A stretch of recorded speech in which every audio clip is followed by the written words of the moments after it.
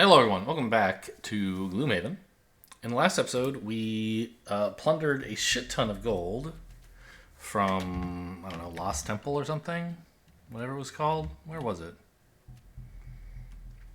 Lost Island. Oh, interestingly, it does actually say, the Temple of the Seer tells of great wealth to be found. Which I had claimed that the reason it didn't say anything about that in the narration is because there could be some other way you could get here. Well, okay. So I believe have we now not... No, we do still know about Necromancer's Sanctum, right? That's weird, because I thought, like... And do we have the Shrine of Strength still? Yeah. We got all of these from... the Temple of the Voice, or the whatever of the Voice. Completed quests. Temple of the Seer, right, not the Voice. That's a different thing, I think. But this said, unlock one of these three quests, and it unlocked all of them, and I was like, okay, that's just Digital's way of letting you pick one, and then it'll, like, unlock the two you didn't pick. But it doesn't seem to have done. Anyway, I have a lot of shopping and leveling to do here. 59 out of 60. The cruelty. Yes, there's Hook and Chain, the card I mentioned earlier. That I remember from playing off-camera, and that I like. I mean... These are both pretty good, I think. I just... It's not that hard to get Hook and Chain to move you a decent amount. Especially if you have boots. Which, at the moment, we don't. Boots of Striding, that is. And the top half of it is kind of fine, too. Like, if you can't move towards an enemy, you can attack him and move him towards you. Like, get him onto a trap. I love Hook and Chain. But, you know, I might try out Brute Force. A move that comes with a shield is quite powerful for just, like, getting in there and attacking guys. I think I'll try that. Should be fun. Perks. Our second perk on the Brute, huh?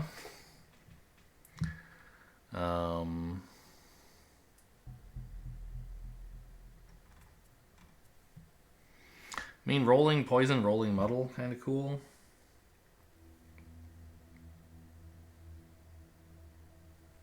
I think.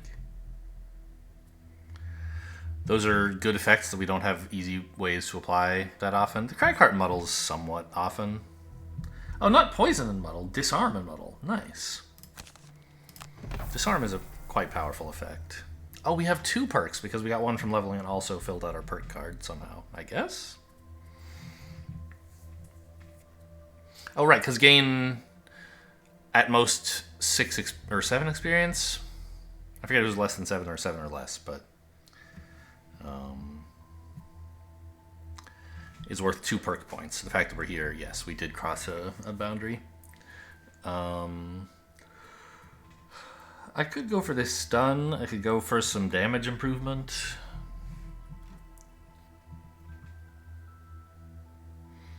I keep saying I want Fortitude someday, but there's just not, like... The item that I would want to put on to make me want Fortitude is not available.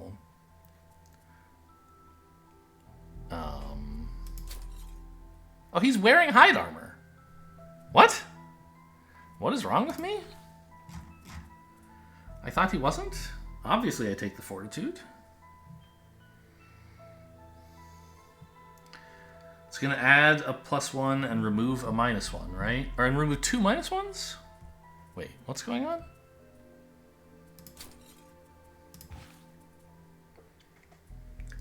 Yeah, it adds 2 -1s to the deck. Okay. I don't totally understand why it only shows 3 here. It's like you start with... Okay, I guess right. The This is added after considering what our starting deck is. It's like added at the... I don't know. I've been confused by this before. I understand how it works. I just don't really understand why. So, here we go. Fortitude. Yes.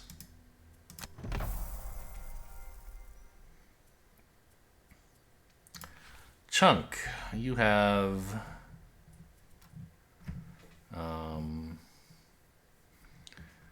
quite a lot of stuff going on, huh? +2 and Muddle is something. You don't have any negative item effects.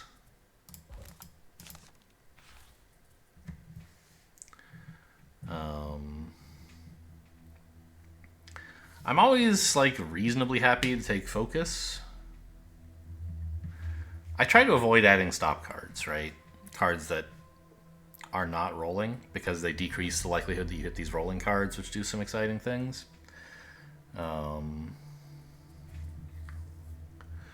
But, you know, as long as the stop card does something cool, it's not bad. I could go for the +2 Muddle, I suppose. Sure.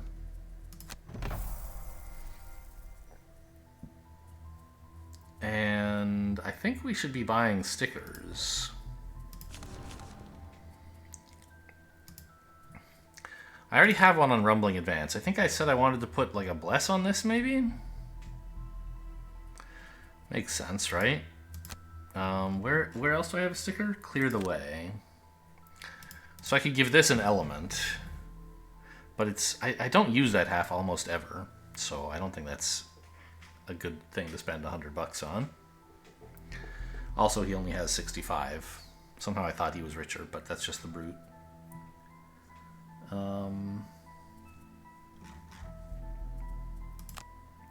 Still, Rumbling Advance, getting Bless seems fine. Interesting that Strengthen is considered twice as valuable as Bless. That surprises me a little. Like, I mean, Strengthen gives you advantage for sort of one turn, right?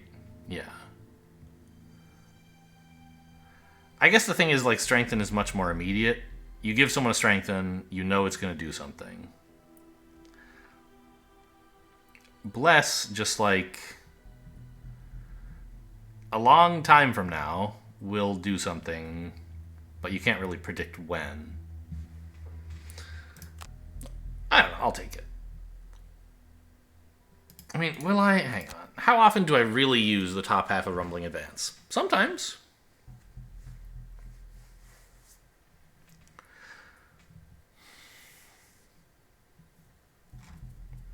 I mean, it's that or Clear the Way, right? If I'm not... because I don't have any more enhancement points. Enchantment points. Whatever. So... or I could wait, of course, and take Strengthen. But that's going to be a little while, and Bless seems fine.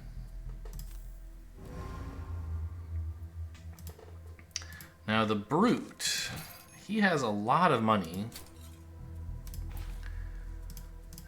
And could buy some cool stuff. Like, I mean, Battle Axe is something. Warhammer we don't want because it's two-handed. But there's got to be some pretty sweet stickers he could buy for this amount of money, right? Right now I have Leap and Cleave, and... you know, I could enhance this side. It'll be expensive because this is a multi-target attack. But we have the money, so I could do it.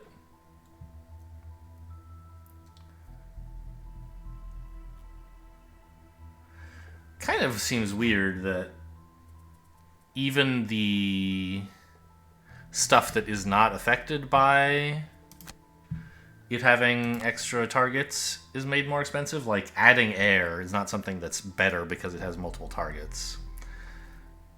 But, okay, fine. We could throw in like a... I don't use this for its top half very often. That's why I enhanced the bottom half last time.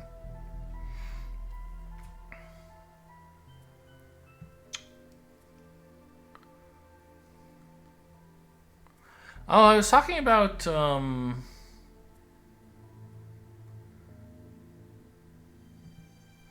adding push to something, right? Like increasing the push size of an effect. I mean, brute force is going to be really, really expensive, right? Because it's a level 3 card that also has multiple targets. So, like, even just adding plus attack costs 90. And I don't really want to do that.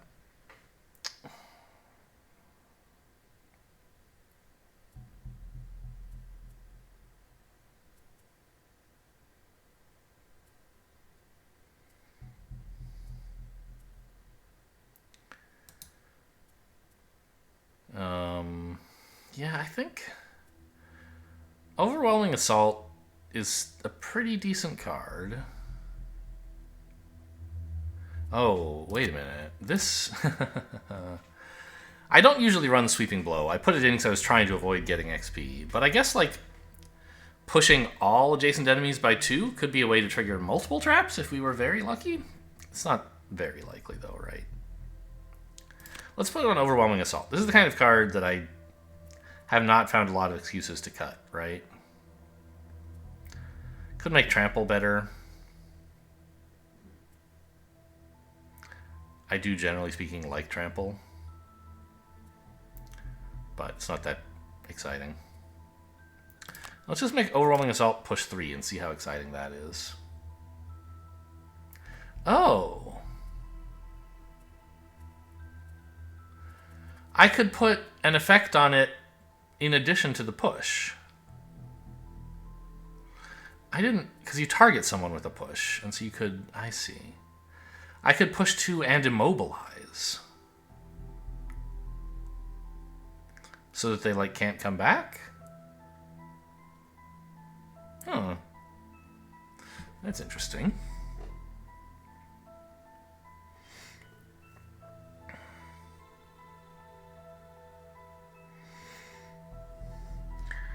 I kind of like that. There's a lot of melee guys where this would be pretty powerful. And... you know, for the Brute himself, you don't really that often want to, like, push people, like, run up to someone and then push them away so you can't attack them, right? But if you could, like, attack one person that you're already adjacent to, and then push someone who's next to an ally and going to attack them soon, you know, stopping them from coming back would be pretty cool.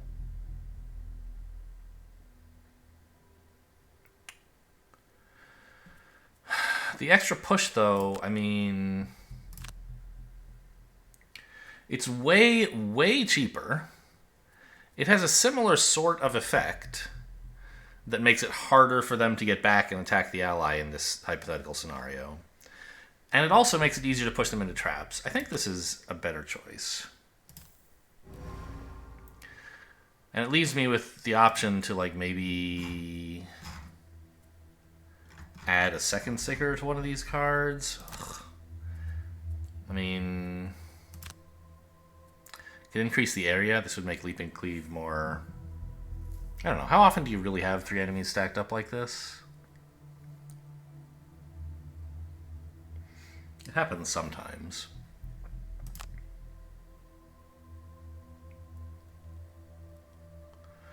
But this scenario is more... well, I guess sometimes you have, like, even if there's just 2 enemies like this, you can't get them with Cleave because... okay, you know what? Let's throw extra area on. It'll be fun.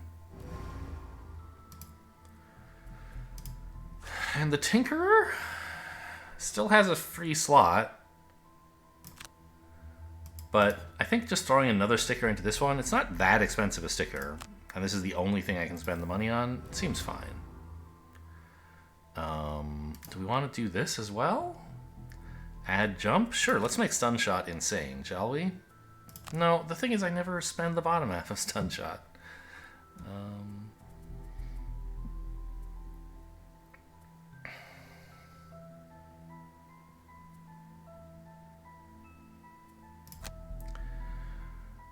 I could save up to do something to Ink Bomb, I guess. Or can I afford a Bless on one of my heals? I think I can. Yeah. Maybe not one of the high-level ones like Stamina Booster. But Restorative Mist? Or Reinvigorating Elixir.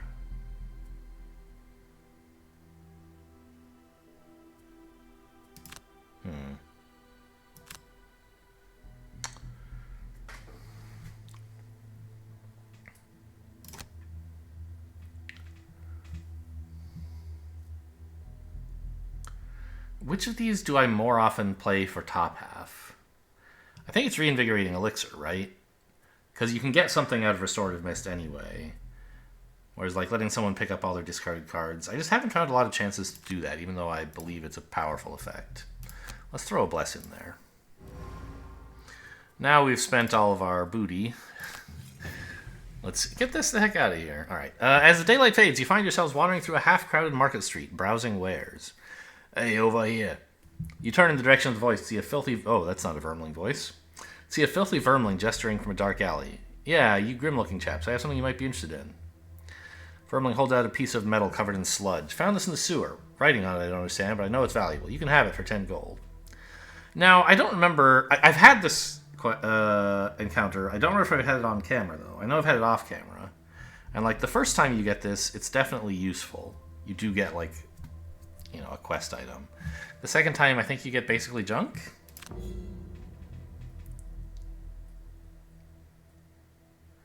Okay. So I guess we've already had this before. And we should try not to take it next time. Fine, whatever. Hopefully I'll remember. So, where to? I don't remember. Do any of these people have, like, quests that really... Side scenarios, city scenarios, someone else retiring.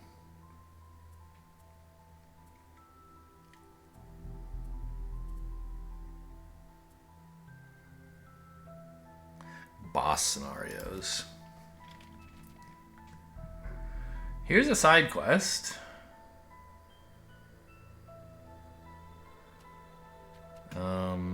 What? Why does this one display here and this one displays down there? Are you insane? Oh, it displays near where the actual quest marker is, even though it's not on screen. Okay, I kind of hate that, but fine. At least I can understand how it might have behaved, how they might have programmed it that way, thinking it was a good idea.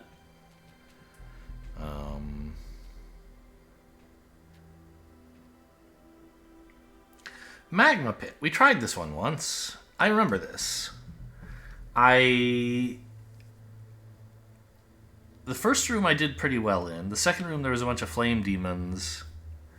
And I spent like all my cards getting through it. And then there was a third room and I just had no resources left at all for that. We're higher level now. Maybe it could be achieved.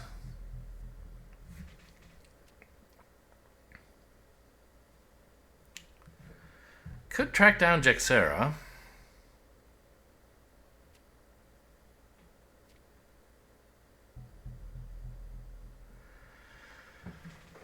Temple of the Elements. I remember this one. It kind of...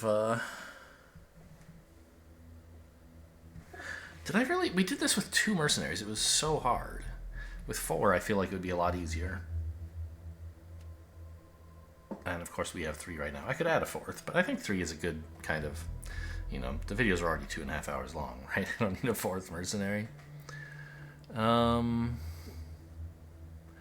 This one... What happened here? Did I try this before? I don't remember. Huh. I don't know. I don't really want to. I kind of want to see what's going on with Jexera, which means we should get the person who wants to do boss quests, which was the Spellweaver, I think.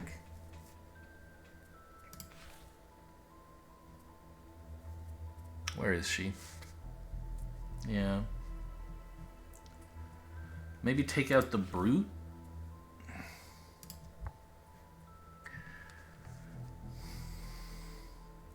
Does mean all of the Tinkerer's healing is being concentrated on Chunk, maybe?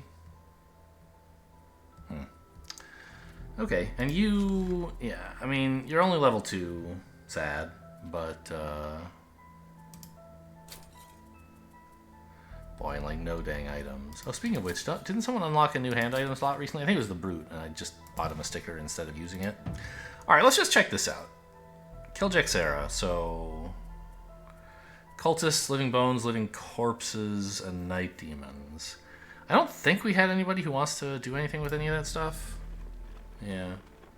Sunkeeper might help, I guess. She has Daybreak to help deal with night demons.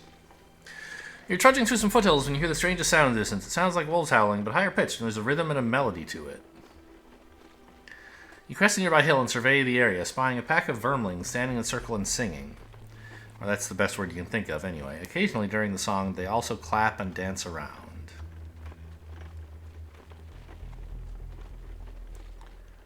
Huh. Well, why would I attack them? I could leave. That seems like the reasonable thing to do. I don't know, let's listen to the music.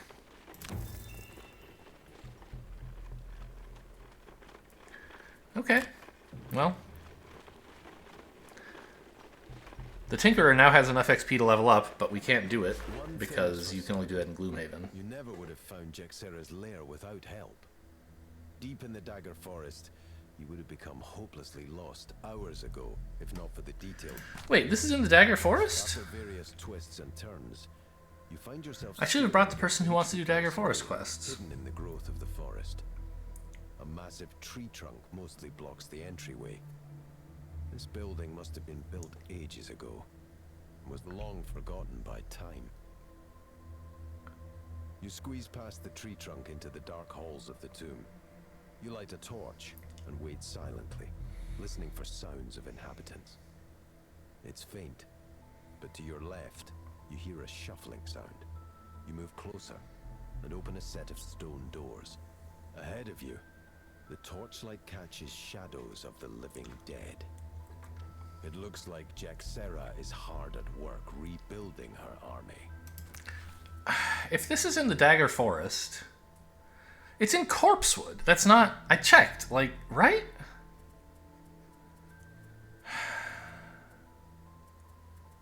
Okay. So I don't think I will go back for the person who wants to do Dagger Forest quests. Who was it? It was the Sunkeeper, right? I don't think this counts. It would say Dagger Forest. Corpsewood, I guess, is a subset of Dagger Forest, considered to be a different place? I don't know. Do excess damage or kill an elite? Killing an elite seems more reasonable. Tinkerer doesn't really have a lot of huge damage cards. Gaining 7 or less experience seems hard. The Cragheart has a lot of cards that just give out experience all the time. That's, you know... The higher level you are, the more XP you need to level. So the higher level cards tend to give you some XP. So I think we'll just take Streamliner here. He often has cards left over. Allow no one else to become exhausted or take only short rests. Well, I'll try letting no one else become exhausted. She can't really do much about it, but she could maybe burn herself out to kill enemies quickly or something. I don't know. It's just like letting nobody become exhausted is kind of just like play well. Sort of.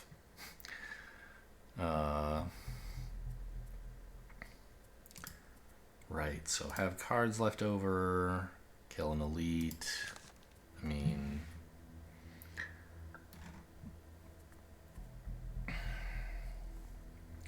I feel like the cards that I've been bringing have been fine. I could take out the Upheaval, but I still think that's kind of a fun thing to do one day with... Forceful Storm. What's Jexera's deal? I assume this is a boss? Yeah, it says Core Quest boss. So she's immune to all these effects. She has 36 health, which is a lot, but, you know, not unobtainable. I assume she's going to be summoning more undead. like a super cultist. I think these loadouts are fine, although maybe I should take out a little bit of healing. Since we only have Chunk, we don't have like 2 characters who are going to be trying to take a bunch of damage. I mean, I don't know. The same amount of total damage is being dealt out by all the monsters, right? So we're going to need to heal the same amount? I guess that makes sense.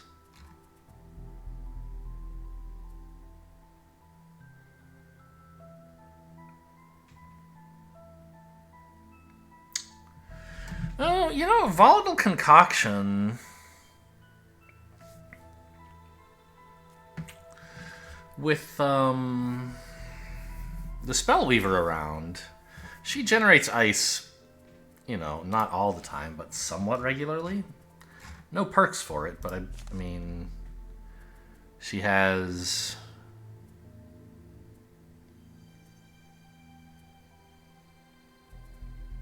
Okay. Well, she's not running any of it, I guess. But she has some cards that generate ice in here somewhere, right? I guess it's just like Frost Armor, basically. Okay. Which I don't like very much. So never mind on that.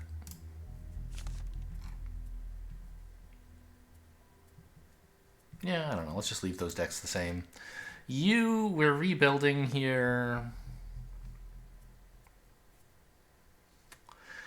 I am kind of tempted to put in Aid from the Ether. I don't think I've used that in this playthrough. I've remarked on how difficult it is to keep this thing from getting attacked. But I don't know. I feel like I could manage it, right? And it is a ton of damage over multiple turns if you can just, like, keep it ready. Keep it alive. So what am I cutting? I might not need Ride the Wind. This doesn't seem like it's going to be a huge movement-heavy scenario. Ride the Wind is a card I like. I mean, move 8 is insane. But the rest of this stuff, I'm not that big a fan of.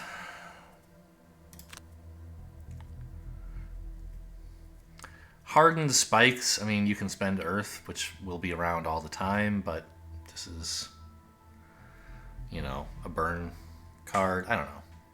Obviously, it's... I guess the bottom half of Hardened Spikes... Oh, no. It's only shield 2 if you spend the ice. Yeah. Which would be a pretty powerful effect, but I don't know. I'm just going to try to keep Chunk in good blocking position.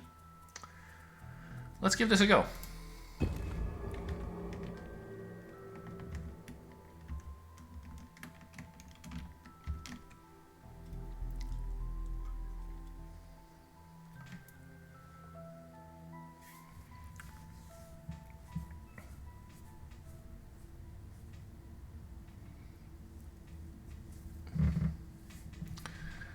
Okay, well, there's not no movement. Actually, there's a pretty normal amount of movement. I thought we would be just dropped in the middle of a boss fight or something, and that we might not want Ride the Wind. But, I mean, it's still fine. I don't need Ride the Wind to make these reversals. I can move in smaller pieces. So let's start with Aid from the Ether, I guess. Is this a square you can stand on? It is. It's a door? What? So the thing that I think is most important is to have a space be, you know, relatively safe spot that you can put the summon in, and you kind of want it behind you. What is its range? It's like 2? That's the hard part, is that the summon has to sneak up pretty close to attack enemies, right? That's why it always ends up getting itself killed.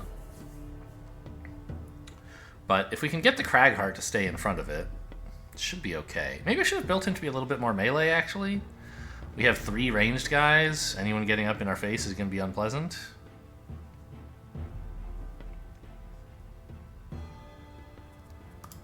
I guess we can, like, Rock Slide to, you know, carve out a choke point.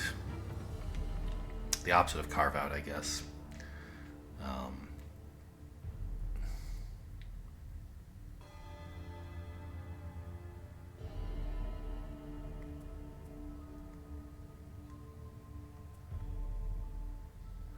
I don't know what to play with that.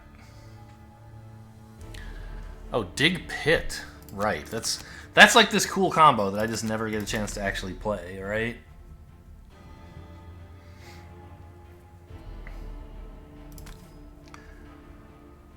Because it's just so slow.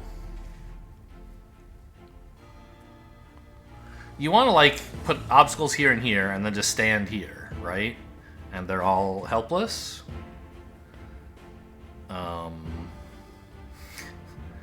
But they're going to go faster than that, and they're going to come corner us, and we hate that, right? So maybe we have to go with Rumbling Advance.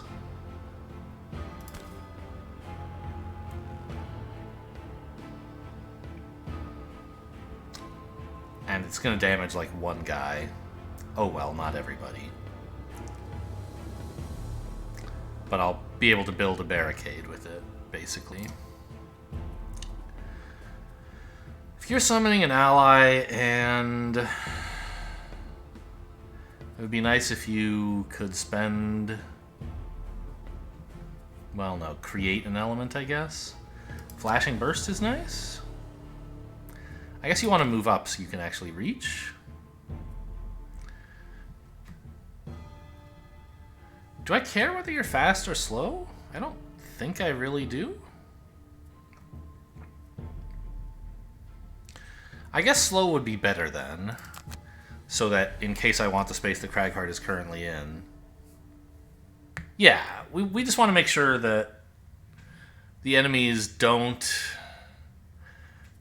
get a chance to attack the ally, which maybe we'll get a chance to summon it in a forward position if the Cragheart succeeds in making the barricade, which of course we don't know he's doing. But the point is, there are spots right now that look dangerous, but that might become safe by the end of the turn. The opposite is not true.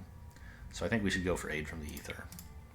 And you, I mean, kind of a cute net shooter, I guess, but I don't want to burn stuff so fast when you have perfectly serviceable cards like Stun Shot going around.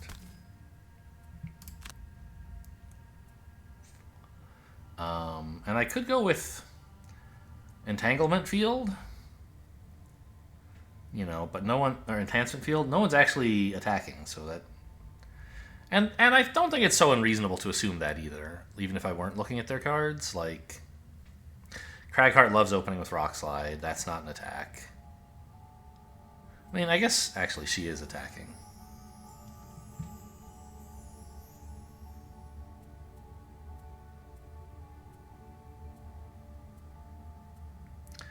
Yeah, I guess it's kind of the only useful thing I can do with my bottom half. I could save Enhancement Field to attack, but I have plenty of useful top halves.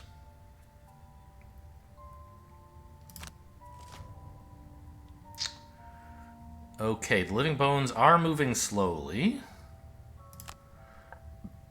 so we're going to be able to block them off as desired.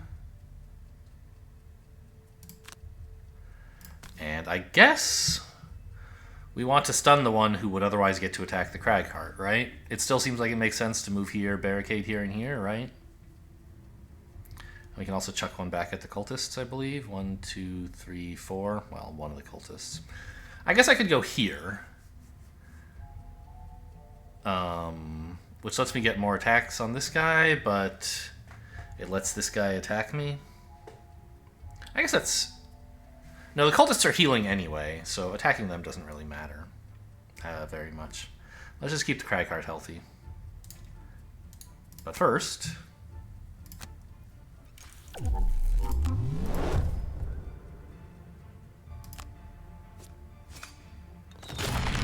Nice draw.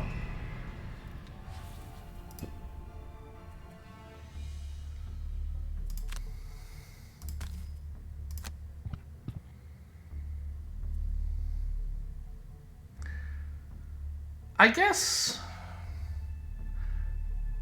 you know, if I moved here, I would be causing one more skeleton to suffer damage.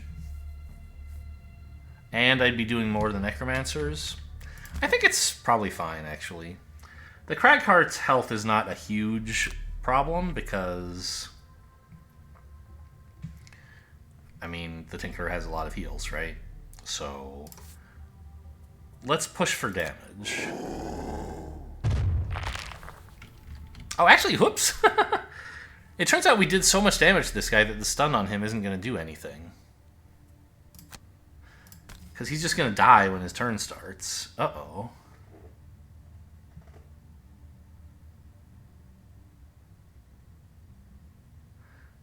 What order are these guys in? I think I actually need to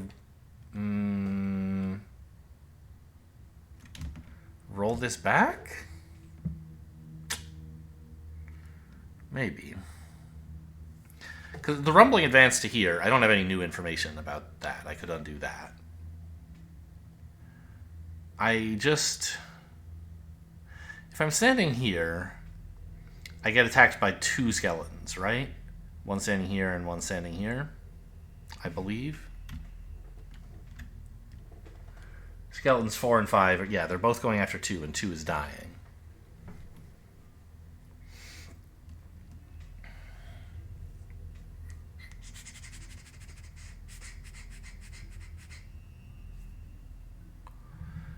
And what am I getting out of this? Like 1 damage on a cultist, basically? Because I was already hitting one of them. The other one I'm doing 2 extra damage to, but he's healing one of them, so it doesn't really help. Yeah, let's just roll this back.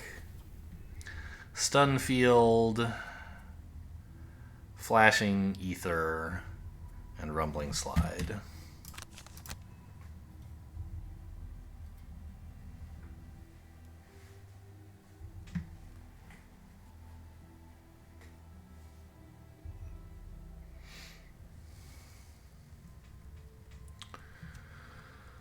Okay, you were playing Stun Field.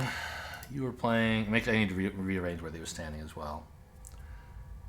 Rumbling Slide and Flashing Ether. So I had put you up, I think, and you here with the idea of, going back here but having this available. And you were there so that you could affect everybody. But you wanted to move slowly... and the other 2 were moving quickly. Yes, this looks right.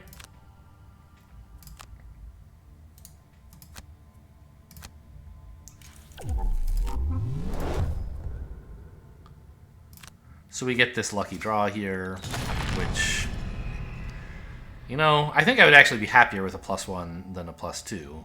Obviously, I could cheat and not activate Enhancement Field, but that would be cheating, since taking an action based on the card I know I'm about to draw.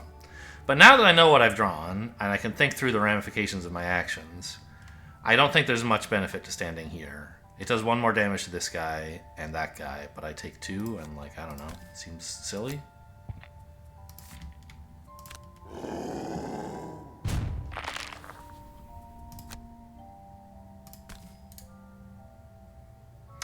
Oh, if I put the rocks, like, I see. I want the rocks here and here. Oh, I don't... Right. The issue is this rock isn't actually doing any damage, but I still want it, right? Because it's creating this nice little barricade. And so I don't get to put down... I don't get to do damage to quite as many enemies because I'm doing this.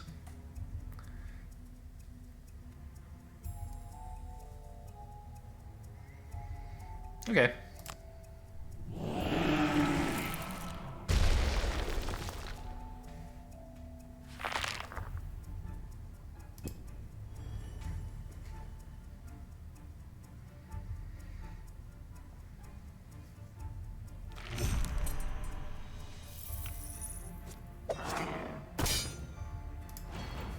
Wait, did these guys not move? I still don't understand when they decide if they should move. Like, they couldn't find a square where they could become adjacent. So when they have a non-attack action... No, this is an attack. So they should have found a mercenary that they could find an adjacent square to that they could path to. This one, like... They didn't path to here. I have to refresh myself on these rules. You know what? Why don't I just do that right now? BRB. Okay, so here's what it says. A monster will focus on the nearest on the enemy figure it can perform its current attack against, using the least amount of movement. It finds the shortest possible path to get in range and line of sight to use its attack. And the figure that can be attacked at the end of that path is the focus. It doesn't matter if it can't get within range to attack with its current movement, as long as there's a path to eventually get within range.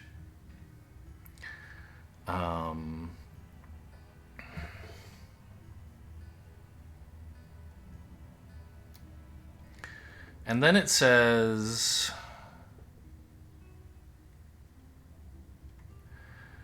In the case where there are no valid targets on which to focus, because there are no valid hexes a monster can attack from, i.e. they are all blocked, occupied, or there is no open path to reach them, regardless of the number of hexes it could move, it will not move or attack on its turn. So... the cultists here considered all of the spaces they could get to that would allow them, like if they had to move 80, where could you move to that would let you use your attack against a mercenary? Nowhere. They're all blocked. This is a space you could do it from, but there's an enemy, there's a like a monster in the way, so it doesn't count as a place to move to. It's not a goal target. So they decided there was nothing they could do to get closer, and they decided not to move. Okay. Maybe I'll remember how that works for next time, but also maybe I won't.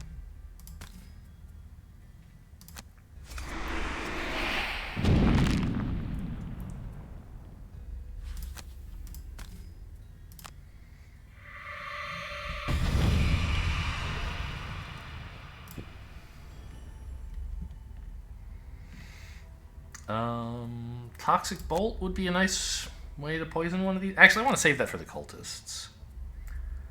I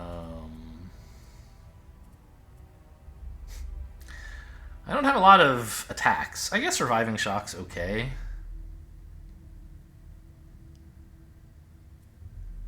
Sure. And let's just play Net Shooter as our initiative card. It's not doing much right now, but lets me just use it as a move to get closer up. I think we want to consume this light, and the only way we can do that with is with like Mana Bolt, I think, right? I don't have anything else that consumes an arbitrary element. Yeah, so it seems like a good Mana Bolt. Top half? Sorry. All right, I have a top half. What's my bottom half? Flame Strike, I can't really use for the bottom half. Reviving Ether let me like get through the obstacles and maybe in range start shooting at these guys. Seems okay. Do I want to go fast or slow? I think slow, because even if I can kill one of these guys, I'm not likely to kill both before my turn, and I don't want to be attacked by the skeletons, so I want to be able to move after everything has happened. Cragheart. Did I end up, by the way, putting extra push on this? No, right? Okay. What do I have? I have Crater and Rumbling... No, sorry. Clear the Way and Rumbling Upheaval. Sorry. Rumbling Advance are my stickered cards.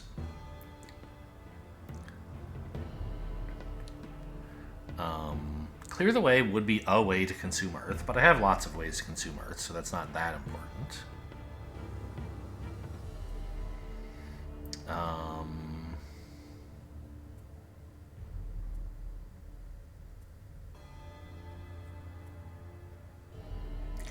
I kind of like the idea of cratering this guy. Just push him back. I'm not sure why I like that idea.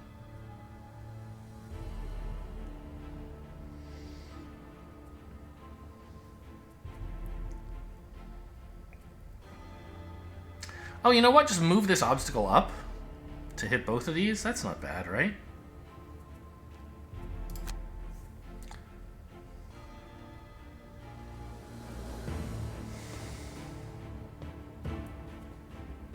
And then assuming I manage to kill this guy with that, I could try digging a pit to move up. I don't think I'll be able to, though.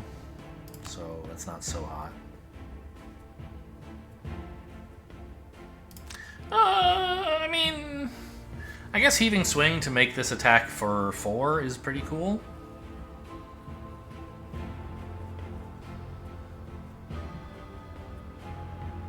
Sure.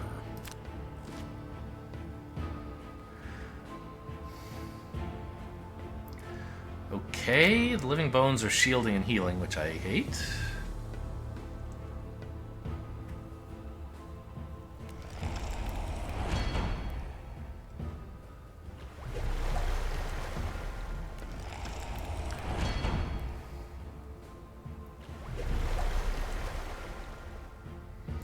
Makes the reviving shock look pretty stupid, huh? Still, I think it's the best thing I've got right now. I'm not going to use a net shooter on them. I mean, this is a 4 damage. I don't remember. Are there living spirits in this? No, there's like night demons, cultists, and living corpses. So this might be the most shields we're ever going to cancel with this. And I don't think the damage is going to waste. Sure. Why not?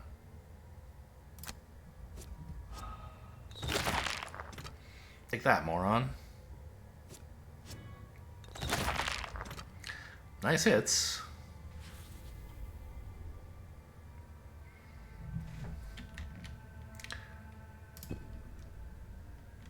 I guess I could have used the goggles as well to make sure I didn't miss on my bow attack. Yeah, that's probably something I should do in general when I use the goggles.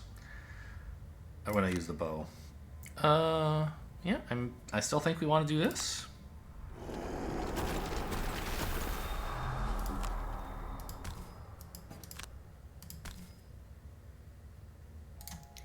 Is it possible that I would want to push this one over here? Maybe I do. Because the Tinkerer doesn't have a ton of jump, right? But they don't have to move quickly. It's fine. I think I still just want to make sure I'm controlling the battlefield so I'm not getting pounded on by multiple dudes. Taken a little bit out of context there.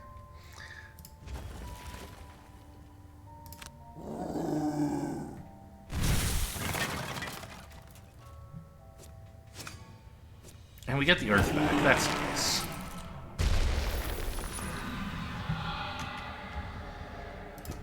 This guy should be dead from the Mystic Ally. Oh, -2? That's rude.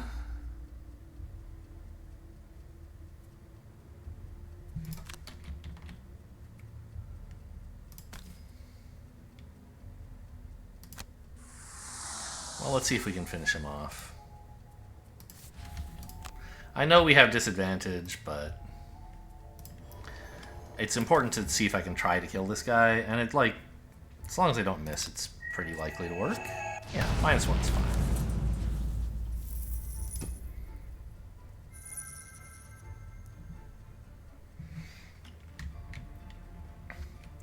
So now we gotta start working on the cultists. Dirt Tornado, Dig Pit. Here I actually don't mind going slowly.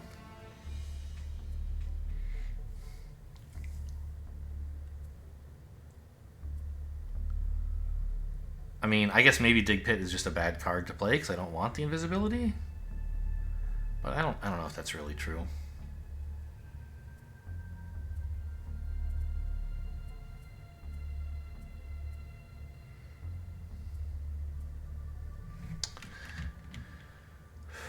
Immobilizing them is probably better than muddling them, I guess? No, probably not. Because I'm moving so slowly, they'll have moved, and then I'll want to stop them from attacking next turn.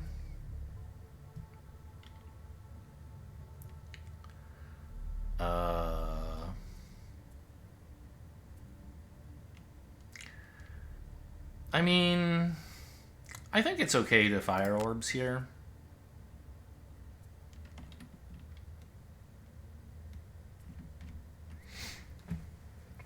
It gets the Flame Strike ready. You have to burn some cards to play the Spellweaver. You can't just, like, never do them because she has such a tiny deck. As for the move, I think Eruption should be fine. Because next turn, I kind of want Flame Strike, and it wouldn't hurt to be fast, so sure. Do I want to be fast on this turn? I think I'd rather be slow. Not that there's a huge difference between 69 and 70. But, you know, if another skeleton gets summoned, I'd like to be able to hit it. Tinkerer, what are you going to do? We wanted that Toxic Bolt. And just a decent move, please.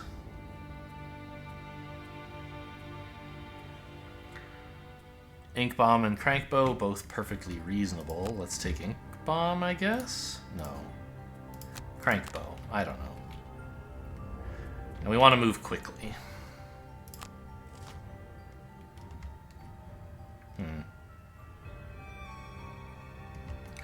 This is the elite. He's moving 3. So the Tinkerer gets hit if he goes to grab the gold, but if he doesn't, then the Spellweaver gets hit, and that's even worse.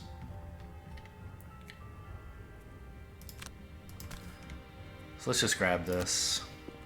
He now, like, gets hit by both enemies, and if I stood here, I guess I could prevent that. Yeah. That's true. Someone else can pick up this gold. It doesn't have to be me right now. I'll just avoid the damage, I guess.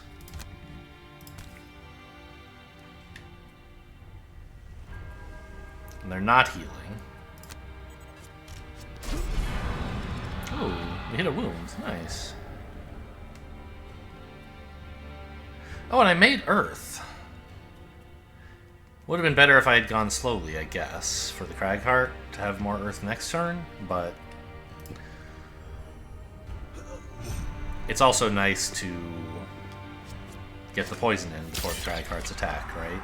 So. Ah, and my summon is just going to attack from. Yeah, okay. Okay. I sort of thought I didn't need a jump. Although, no, I don't think I had a jump available. Yeah, correct. Okay, well, maybe I don't need a jump. Maybe I can just stand here.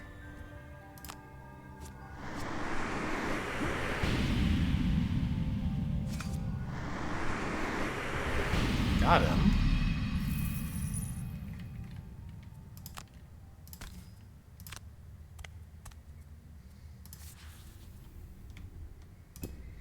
Well, kind of a crummy dirt tornado, if that's the plan still.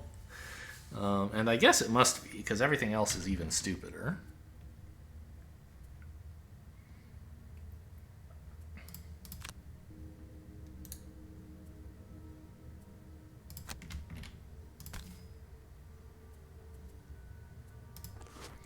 Yeah, let's get a little further forward, I guess.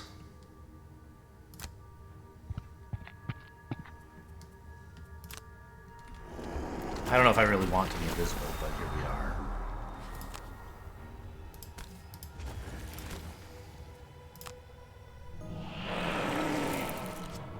Woo!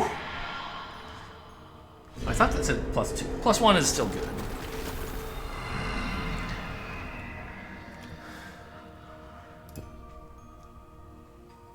So Spellweaver's turn is easy. She just wants to move fast.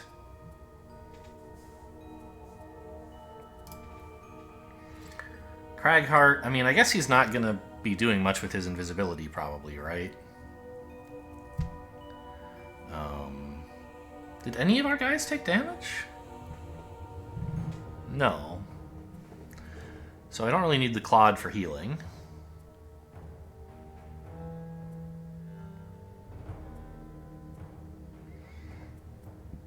I think I just want Crater because it attacks at range for the most.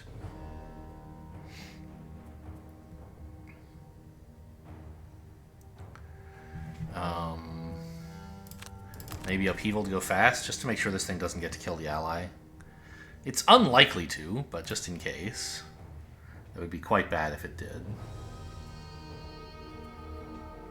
Didn't I put a bless on one of these heals somewhere?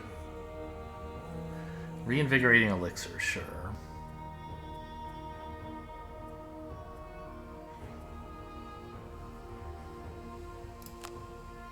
Let's play flamethrower, maybe?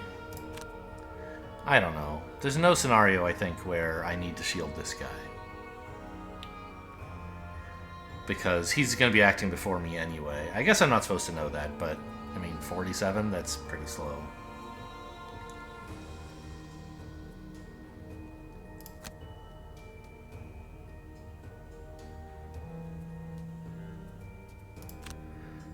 Well, let's assume actually that I can just pick up this gold. I'll go ahead with the flamethrower plan, I guess. I don't know. Okay. So the cultist is trying to move, but won't be able to. And I believe the ally should back up and attack, right? Assuming it lives. The enemy lives, which I don't think it will.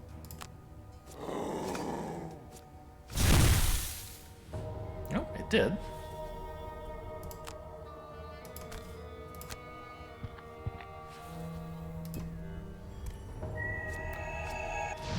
Also a miss. Wow.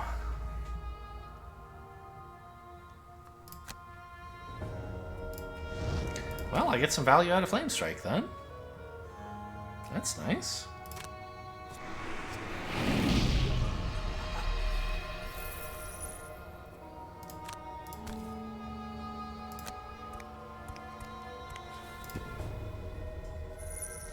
Great first room.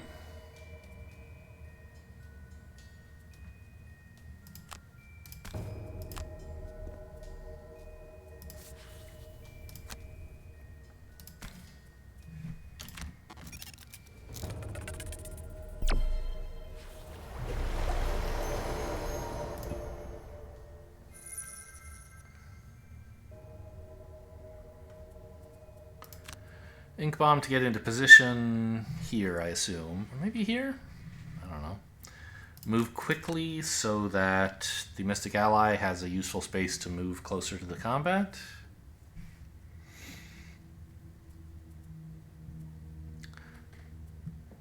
The other card, I mean... Stamina Booster? Seems good, right? Give the Spellweaver back her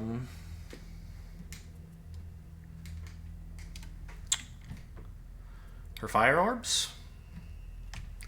It's a shame we can't do it before she rests. I guess it doesn't matter. She's not going to be able to use it this turn regardless.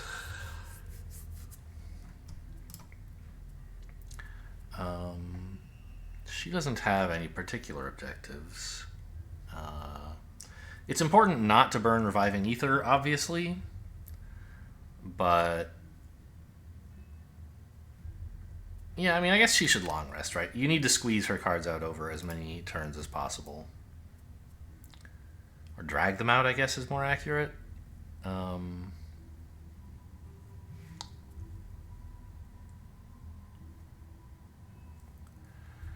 mean... I feel pretty dumb about using Dig Pit now, because it would be a great way to just, like, open the door and see what's up. And then he could even rest while digging a pit, right?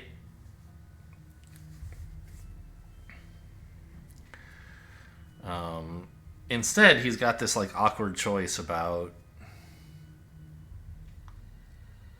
you know, what to do this turn.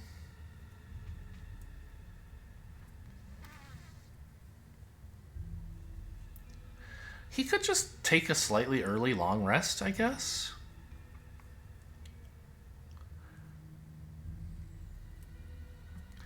Because playing these cards, like, doesn't really do anything.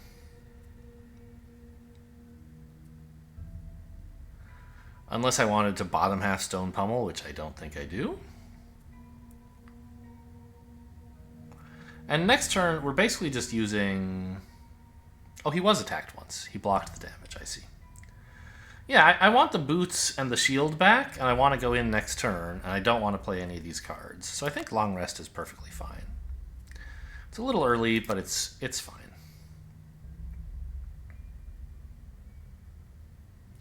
I guess I played Restorative Mist to move quickly, and then like it turns out it doesn't matter what I'm doing. But that's fine. I still think I don't want this next turn, so...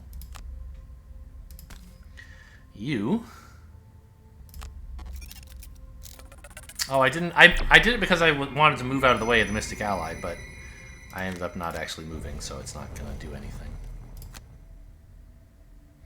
No one's damaged. This doesn't do anything cool.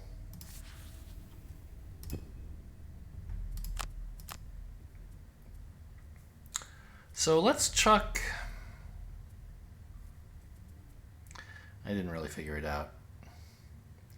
Crater is such a strong finisher. It's kind of bad early on, and so I always like try to avoid. I'm like, oh, I'll get rid of this. It sucks, and then at the end, I don't have it anymore.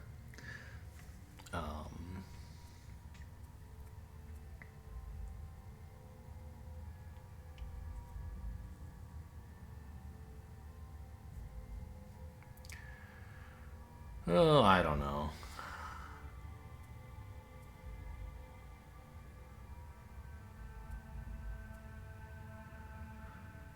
Let's get rid of Crater, I guess. I kind of feel like Dirt Tornado is not as amazing as I kind of think of it as being. But it's still a big muddle. Yeah, let's get rid of Crater. It's also a useful move, which he doesn't have that many of. What? Oh! It does have a way to get closer to her. I didn't think... Okay. This is the square that I thought would be moving closer. But of course, this is also closer than where it currently was. And so it said, oh, I can find a path to here. I'll start moving. That's great. I thought it wouldn't be making progress towards getting into combat, but it did. God, I have so few cards already. Let's...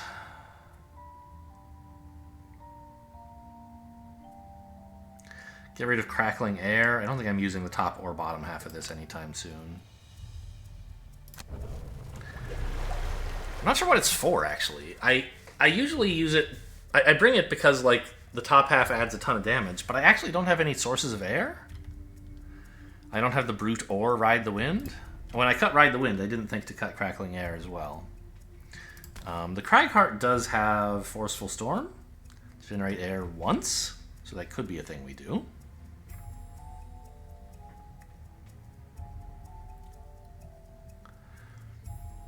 It would be nice to line those up, but okay, it's kind of hard. I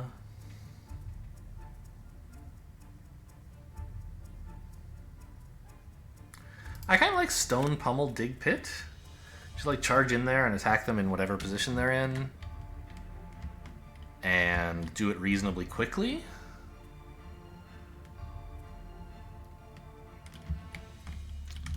So that they'll all, you know, hopefully move before my allies do. At any rate, the door will be open for my allies to take their turn.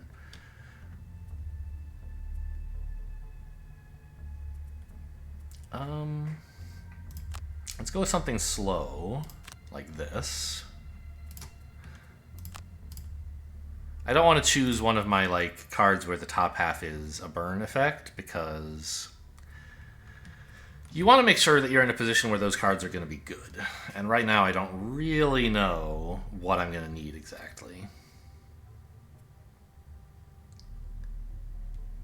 You know, actually, Fire Orbs might be better. It's a little bit less move, and I don't know. No, but I like using Fire Orb's top half to generate wounds. I mean, I don't know. You're probably not going to get to do anything. I guess I could short rest here so that you have a useful card to play this turn. But I think just moving 4 and getting ready is fine. Maybe he'll even get to punch somebody. Alright, dig pit. In we go. Night demons are moving 3. 1, 2, 3. So they can get to the door, but not beyond. The cultists are summoning living bones, which I hate.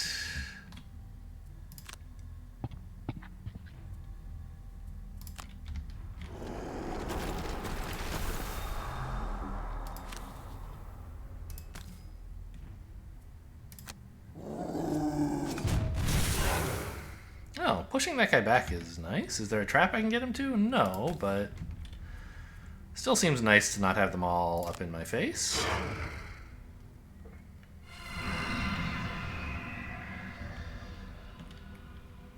And that guy got muddled as well. Okay. Well, this guy can't even make it to the door, can he? I know this guy can't because I pushed him back, but I hadn't realized his friend couldn't either. Before he was pushed, this is the one who could have gotten to the door. But now he can't. Two non-elite cultists summoning bones very quickly. Could be a nice place to Dirt Tornado. Or maybe chuck some obstacles back there, but I'm not sure. Probably that's good, right?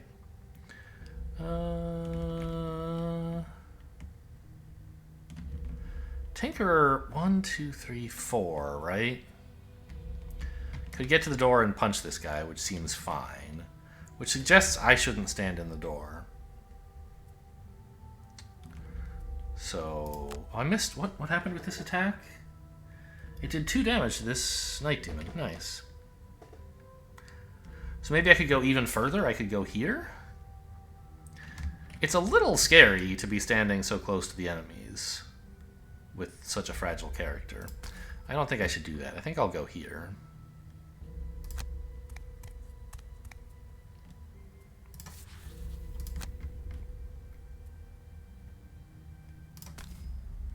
Well, there's some chance you just die, right? So... Goggling is probably better done next turn with the fire orbs. So let's just do this.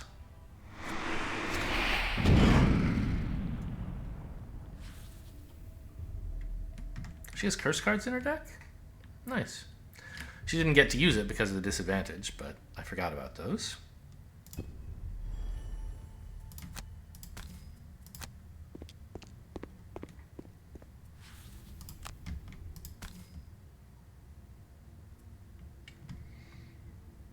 May as well use the goggles here. I might not get another chance before I next long rest.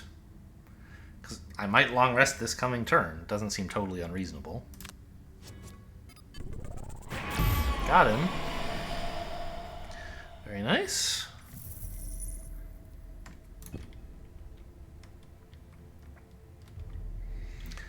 Long resting means I do get attacked by both of these guys. It's probably better to just short rest and try to kill one of them. I mean, maybe the Spellweaver can handle it, but nobody's written me a guarantee, so I think it's every man for himself here. Or at least watch out for yourself. This is supposedly my best card. I rarely get a chance to use it. Let's just throw it away. I don't know.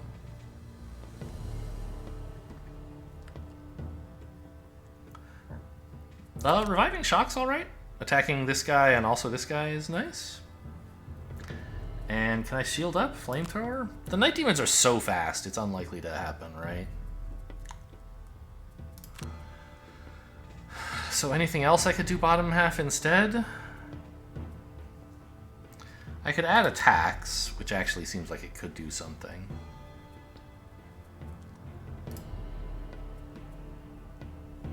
Although... I don't know. Do I have a jump? I do. Reviving Ether. So it would be nice to get past these guys. And I said goggles for fire orbs next turn, but I guess what I meant was goggles for whenever I use fire orbs, which doesn't have to be right now.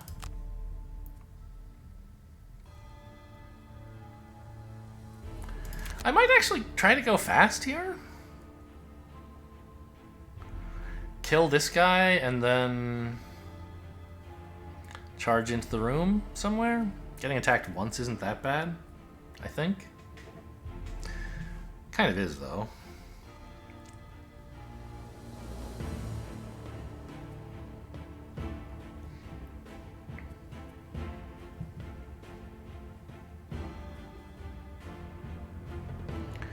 What's the range on fire orbs? 3. So I was hoping there'd be some way I could get one of these skeletons, but I can't really, right? 1, 2, 3. I guess if I move slowly and jump.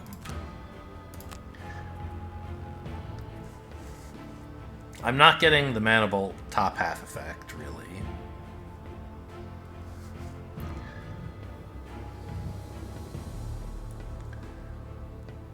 But maybe that's fine.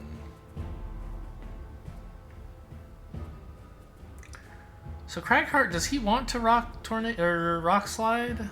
I feel like he kind of does.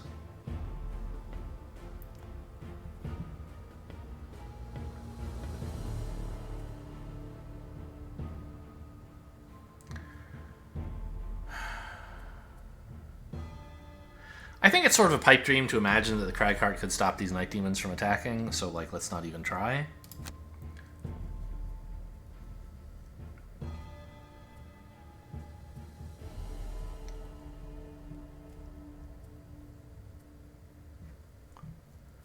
I don't need a ton of move to be productive here.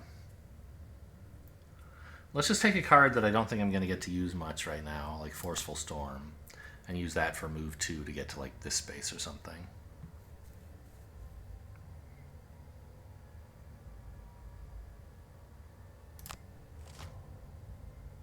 Yeah. We could have gotten under the night demons here. Oh wow! Which of these guys is moving first? That's quite important, actually. The wrong one.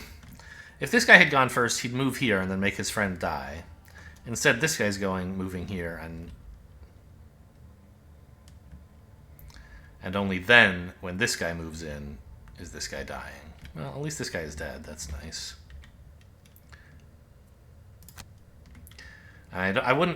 I guess I would have gotten the Mana Bolt benefit. Oh! I guess he didn't actually attack for that much. Why was ×2 on 3 only 4? Oh, am I wearing leather? That's nice.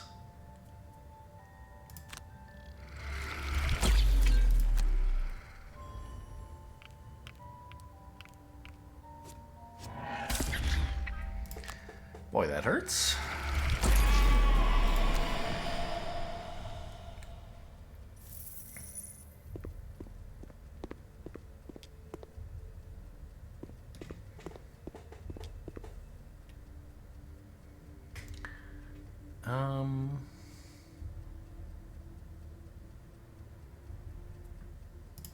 Well, I guess. No, I think I should just move into the room.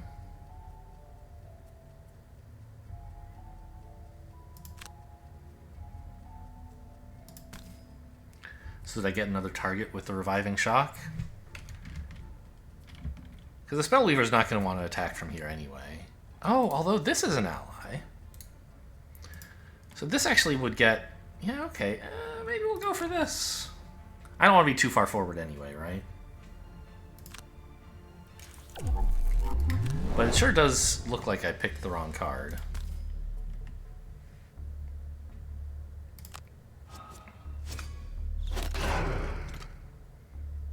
Nice hit.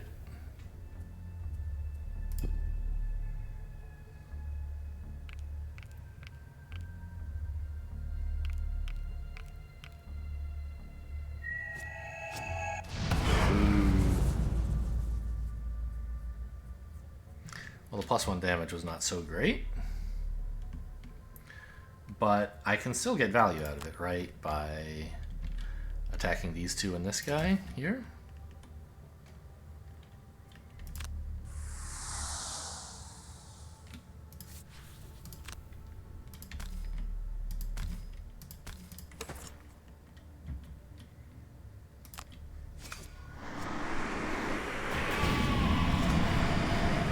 God, look at her go.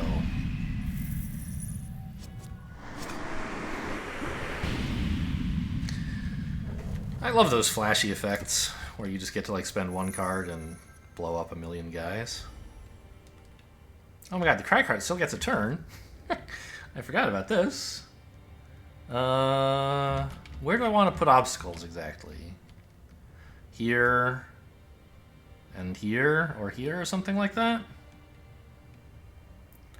So I could walk there, that seems fine.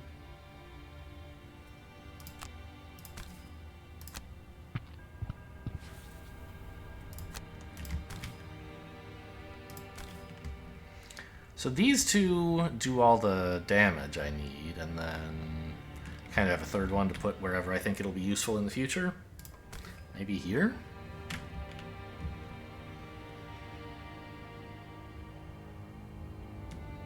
Sure.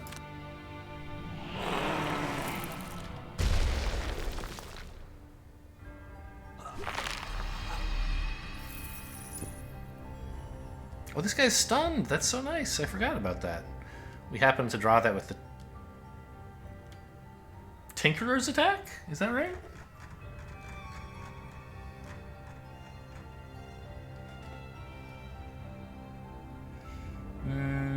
Doesn't look like it. Does the Spellweaver have stun? Oh, she does. Okay, nice.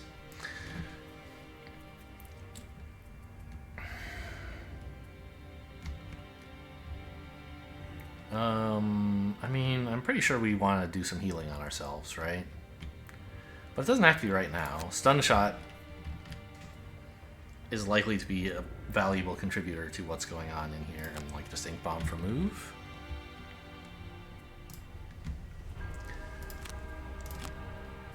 Now, yeah. Now we can Flame Strike this guy, which, okay, is not great value. But it means I can use the fire, and then I can Mana Bolt bottom half to heal up. It's so rare you get to use the bottom half of Mana Bolt on someone else, because it's only range 1, but here we are. We're in that situation now.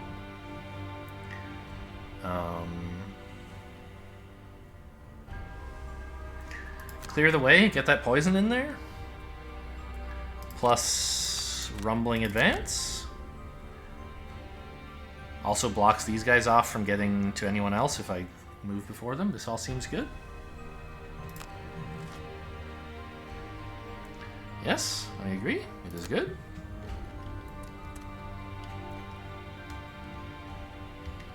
Is your range only 2? It is, that's right. Move 2, range 2, I forgot. Okay, so let's Flamstrick ya. That kills you. Even rolling a miss kills eventually.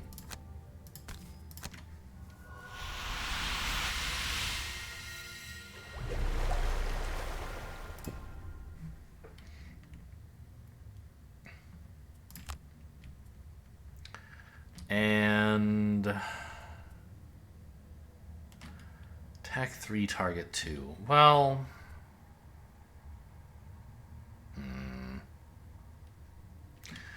Cragheart sort of wants to Rumbling Advance into an area where you can hit this guy. But I need to move, I want to move sort of close so that I can stun the cultist, right?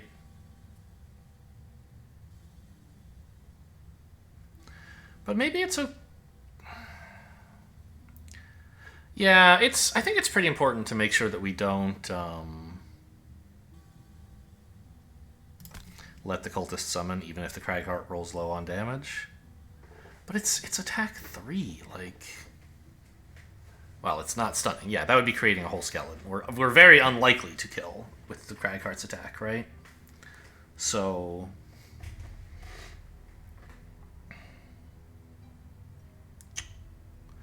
I guess we go here, though. That has line of sight, right? Yeah. The gold would be nice, but the Cragheart wants to be able to clear the way.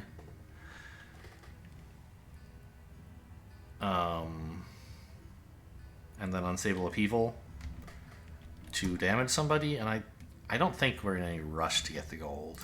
So let's just do this. Be stunned.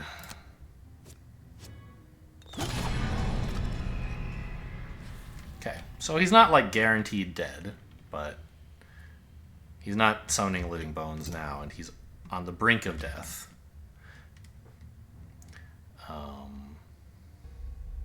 It's important that the Cragheart stand here, right, to prevent the multi-attack, unless we manage to like kill this guy. I think. Let's see, how much are you moving? 2. I think we can get rid of this obstacle if I want, because I want to. Well, I don't know. Let's get rid of this one. I'm not sure why.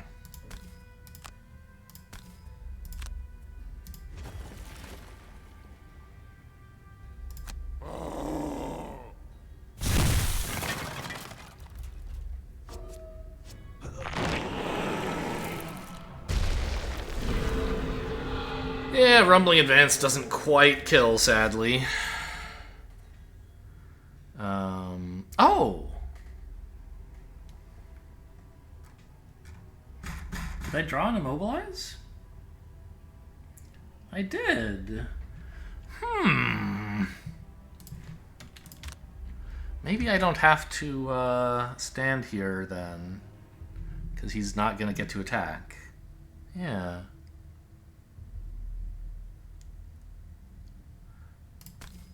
Okay. Ah, this guy's guaranteed.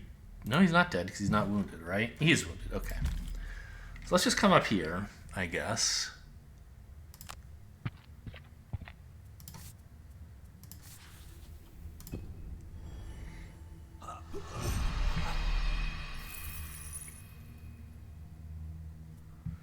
Okay. Tinker, how many heal cards do you have? Mist is 1, Elixir is 2, and that's it. So it would be important to play those this shuffle. It's not really a shuffle, right? But this cycle, I don't know. Which means 2 out of 3 turns you should be healing, which means we have 1 turn that we can do some damage if we want.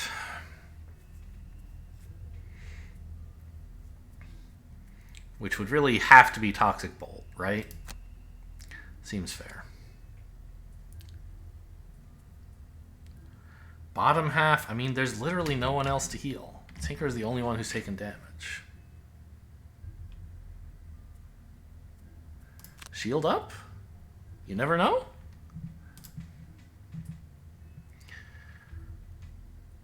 Because we don't actually have like a foolproof plan to kill this guy, but Toxic Bolt hopefully does it. I guess it's another long rest, right? She has pretty decent moves. It's fine that she's not right in the middle of combat. And we want those goggles back. Craggy has access to Earth. Earthen Clod looks pretty nice, actually. To immobilize him. But no, like the Tinkerer is... well, not guaranteed to kill him, I guess. Oh, Earthen Clod's bottom half has range 3, so it could actually reach the Tinkerer even if I don't move. Wow, that's so much. And I'll play Dirt Tornado as well so that I have an attack to go with it in case the Tinkerer doesn't kill. Okay, fine. Not great, but we might get some damage. Oh, the poison's gone. Well, for now. Take that. Get poisoned.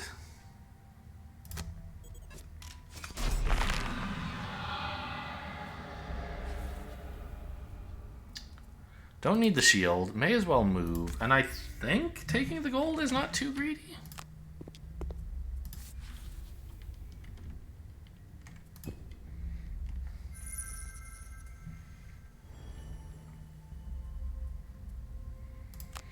I mean, Dirt Tornado does not do much damage, but it gets the muddle in. I think it's worth it to let me play Earthen Clod.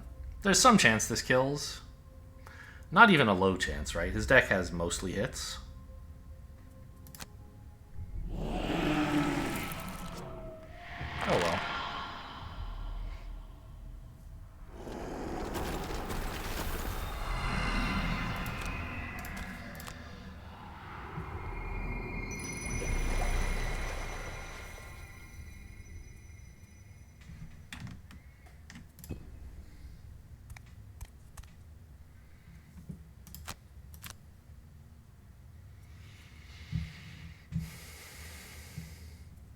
Flame Strike's a lot worse now that I've burned my only fire card, I guess. Still tolerable, but we're not going to be that close to combat most of the time, so like using it for its bottom half attack is probably not that realistic. And everything else looks obviously useful.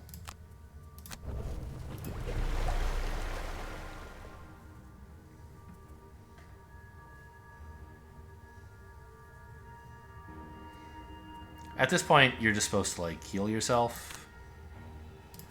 Might as well take the fast one first so you can get out of the way. Ah ha ha! Immobilize him and walk away. Very good. I knew there was a reason to stand next to this guy. Sort of. I knew it in the sense that I like didn't know it, but in retrospect, it seems like a good idea. Let's get that move 4 in there, I guess.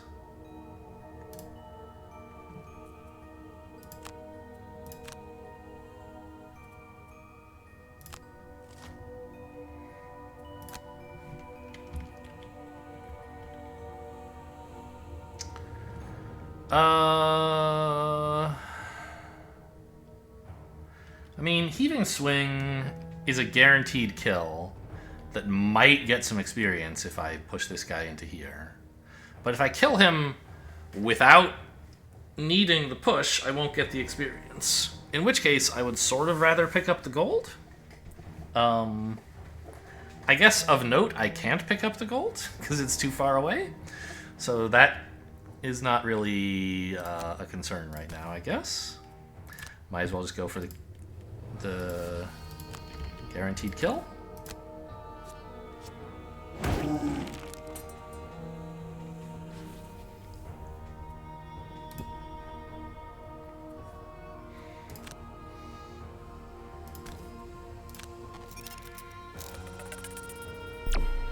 I think Tinker can pick up that gold. Seems safe enough. Not too selfish. He's still close enough to the door. And this fight has gone great, I think. No, do not move towards me. This is the kind of situation where I'm like, oh, I wish I had Ride the Wind. I could pick up this... Ooh, 6 gold? No, no, no, no, no. We're supposed to move.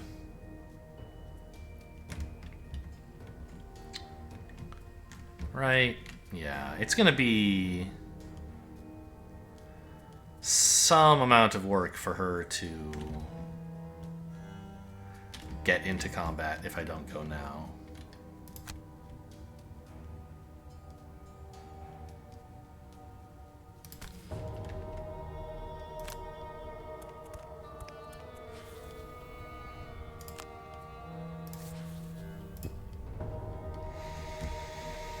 So, Jexera's in here, and she had like, what, 36 health or something? I don't know what her stat block is like.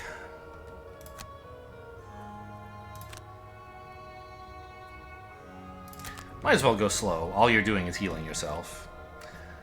There might be information uncovered later in the turn that makes you want to move somewhere, I guess, if we're opening the door, although I don't really think we are. Give me back the boots, please. And only the boots, huh? No, also a charge of leather armor. Ah! I got adjacent to the Tinkerer again. Although... he's actually healing himself to full anyway, huh? I guess he could use Reinvigorating Elixir, but it seems pretty bad.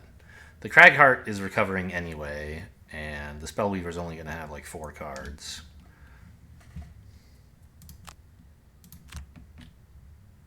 Maybe I could have afforded to pick up this gold, as it turns out.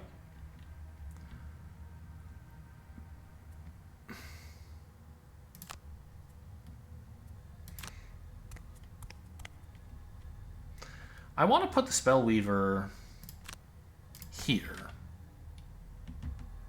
I think, so that the Mystic Ally will go to this space and be a useful combat participant, while the Brute, not the Brute, the Cragheart tank's in the doorway. Oh, hang on. There's another room back here. Oh, okay. I missed that. Okay.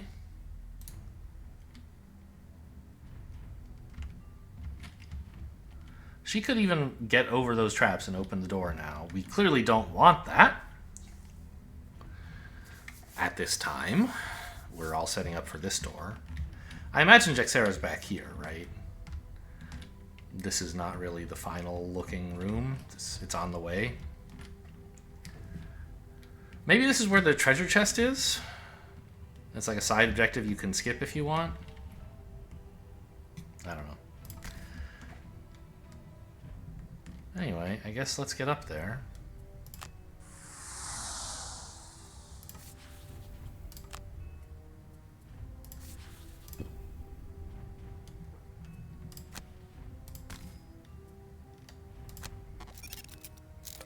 I guess...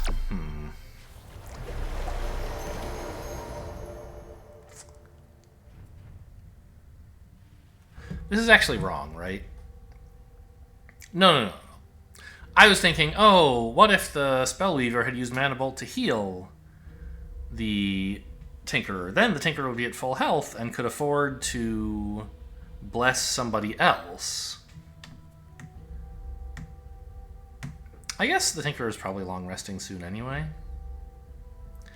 Maybe it is worth... Because getting Bless into the Spellweaver's deck is a little bit better, I think. She goes through it quite a bit faster and her attacks hit for more, but I don't know. I'm not going to worry about it.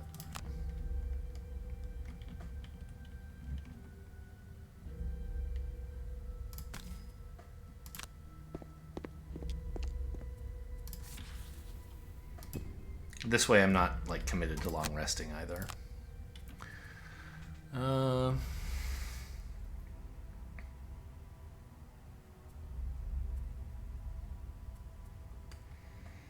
Dirt Tornado, maybe?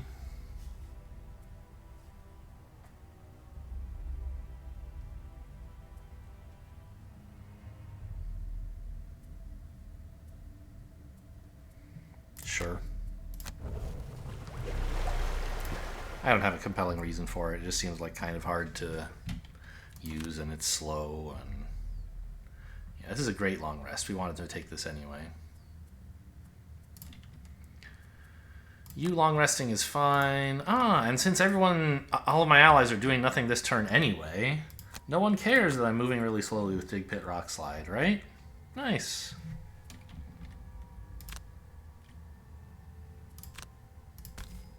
Oh, I might even let the Mystic Ally attack. Jexera has unfortunately had ample time to react. It's her! The treasure chest is back this way. You knocked down one last door. I don't know how you found me, but it matters little.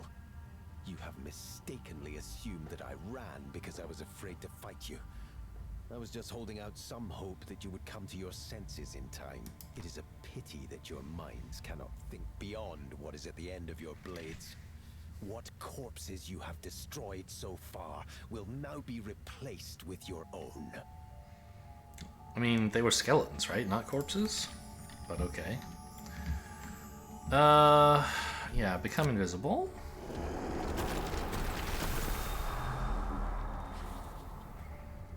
So I guess you have to, like, if you want the treasure, you have to go out of your way to come down here, probably fight some monsters, and then come back. Okay.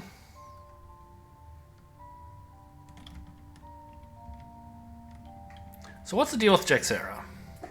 Wow. That's a lot of living bones.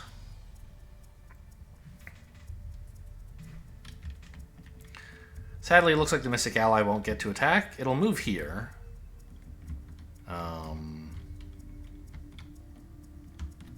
but it doesn't have the range, right? It's only range 2? Yeah. Okay, well, I mean, and what are the living bones doing? Nothing, because they can't find a way to reach me, of course. Well, we obviously want to damage these guys. I think it would be good to make a bottleneck here, maybe? Maybe it would be bad for some reason?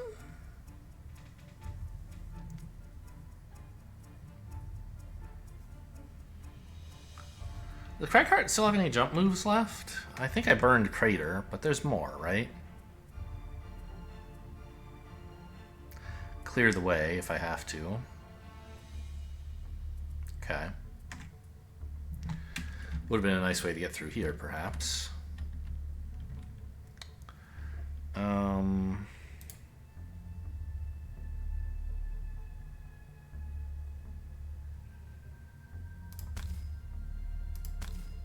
I mean, I guess this damages everybody, right? And I'm not even sure whether a narrowing this choke point here is good or bad, so I think just leaving it as is fine if it lets me get in maximum damage.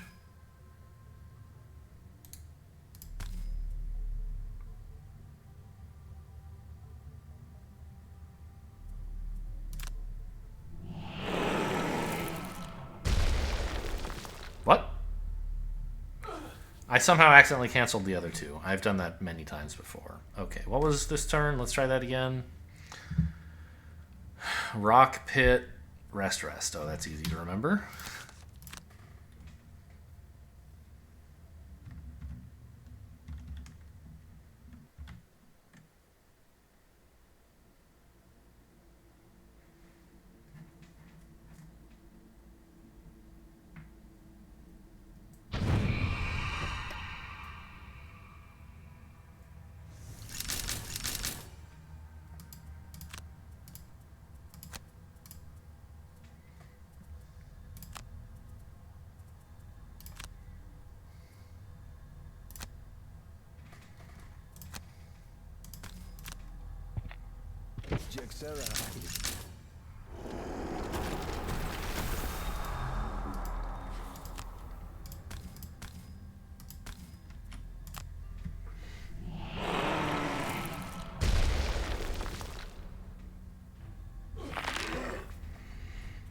Good work.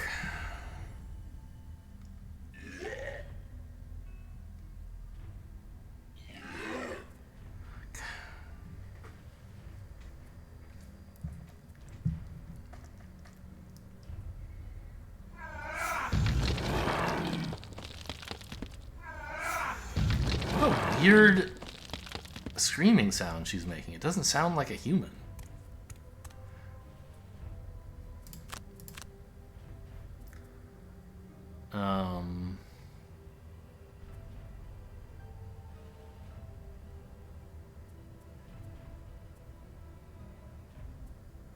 Mana Bolt, I guess?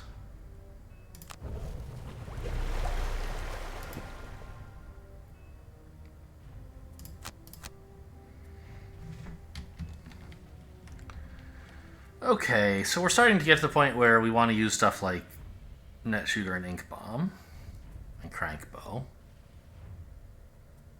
Just like all the burn cards. I think Enhancement Field's probably not very good anymore.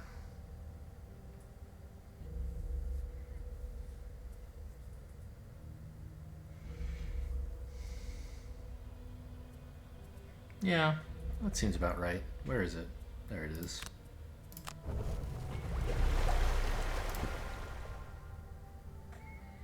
So the Cragheart wants to move slowly. Sadly, I just played my two slowest cards. There is some Earth lying around. How good is Heaving Swing? It's okay. But he has lots of okay plays.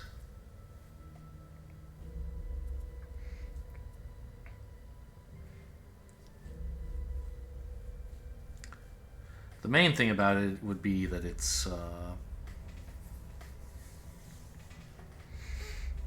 slow, so I can stay invisible as long as possible. I wonder if this would have been a good time to use a stamina potion to dig back Rock Slide up so I could play it slow again and make even more obstacles. I'm not sure how good more obstacles really are.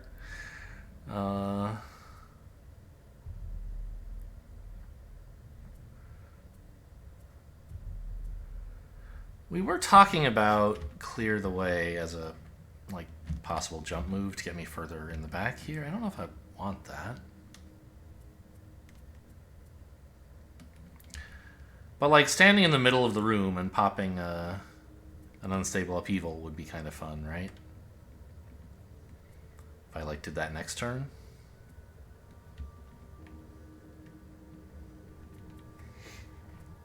Together with Forceful Storm.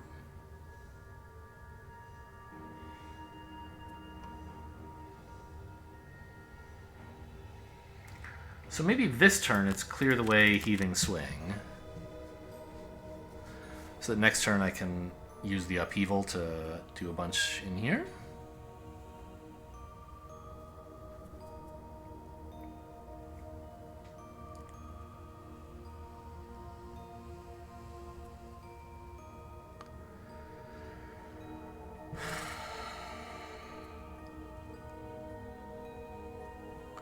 Oh, you know what? No, that's not true. I was thinking if I stand here, I can convince enemies to start walking onto traps. But that will only be true if I'm invisible. And once I move, I'll become visible, so they'll just attack me. This guy would walk on a trap, which would be cute.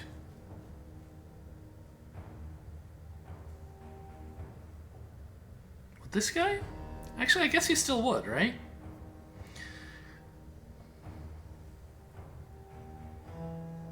Unless I push this guy into a trap or into an obstacle, which is sort of what I'm hoping to do with the Heaving Swing, I guess.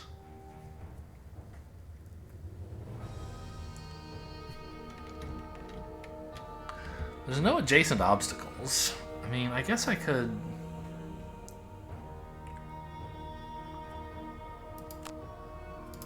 not go into the middle of the room, but I don't know. It's just such a cool, fun play. Like, I'm gonna do it, right? Now, if we play a burn card here, or rather I should say if we burn a card, we will have to also play Impaling Eruption. Sorry. Reviving Ether. Because otherwise I'll have burned one card and discarded one. I'll have to rest, but there'll only be one card in my discard and I'll be dead. So, how good is, like, playing no burn cards here? It doesn't seem awful, right? Like, Flashing Burst is a fine card. Next turn, I can rest, discarding the Flashing Burst, or burning the Flashing Burst. Which I can guarantee even if I take a short rest, because there will only be 2 cards. I can redraw to hit the one I want. And I'll still have Reviving Ether in hand to play together with... Oh, I can't play it with a burn card because it's top half burn. I don't have any bottom half burn. Okay.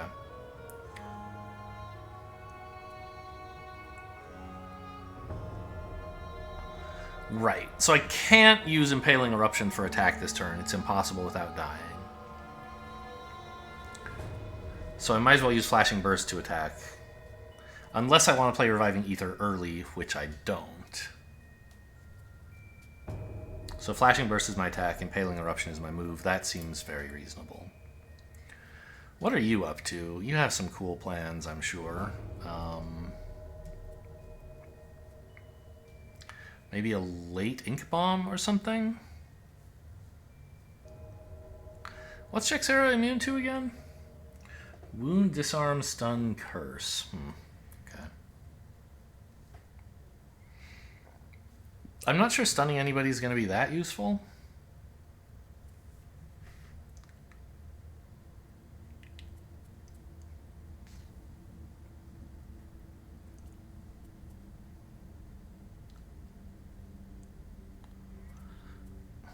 I think I want Ink Bomb, and moving slow is a nice advantage that has.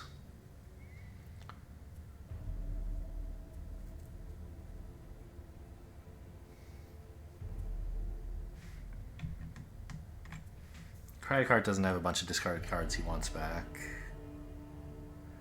Good crank bow. I'd rather use that to... Oh, sorry. That's a heal. Wait, no. Crank bow. Okay, that's a top half damage, which I'm already doing with Ink Bomb, so... I just want a move that lets me get into Ink Bomb range, which I think is here. Right? 1, 2, 3. Yes, I can hit these 3 with an Ink Bomb. So pretty much anything gets me there.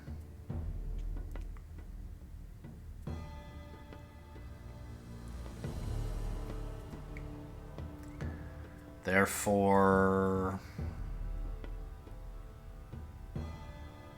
Crankbow? I don't know. Let's just play this turn. They're all going after Cragheart. The living bones aren't moving, though, so that's nice.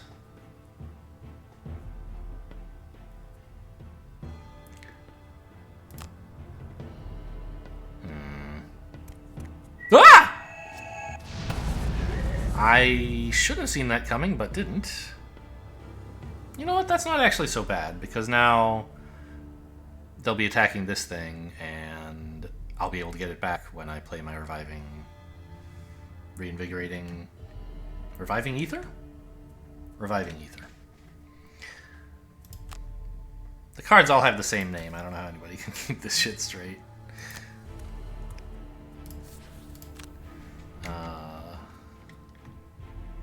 We're planning to short rest, so I think I don't want to use the goggles right now. Let's just try to kill this guy.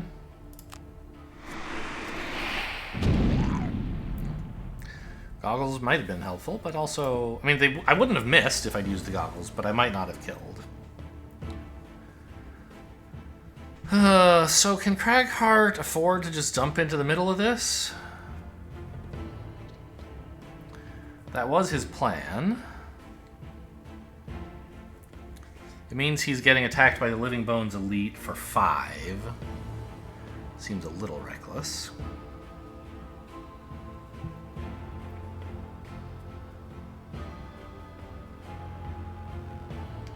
Oh, is this... I think that icon on the bottom right means that they just draw the same card every turn. Let me go check the scenario book real quick. BRB. So, no, it doesn't seem to mean anything. I don't know what that icon means. But... like, it looks like it means... like, when we have that, it means it stays in play until end of turn. What does it even mean for her, right?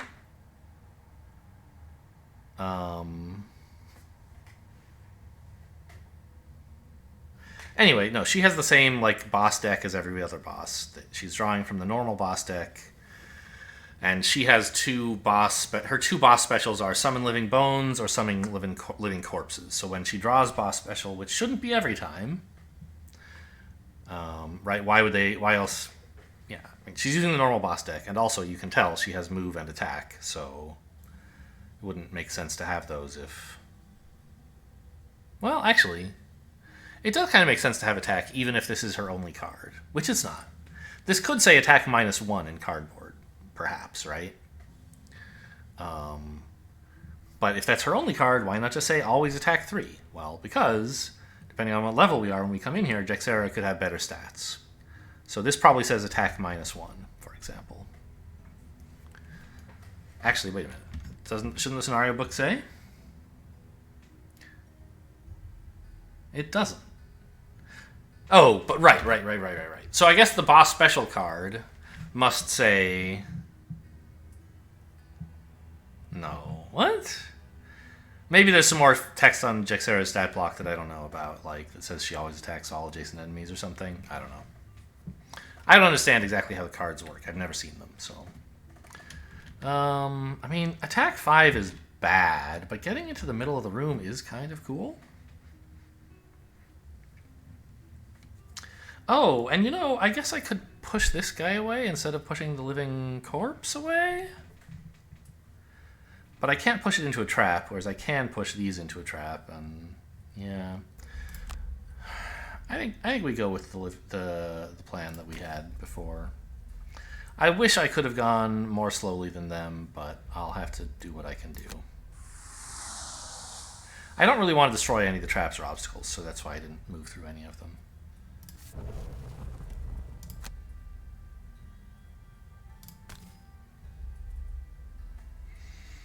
No one else is using this earth, right?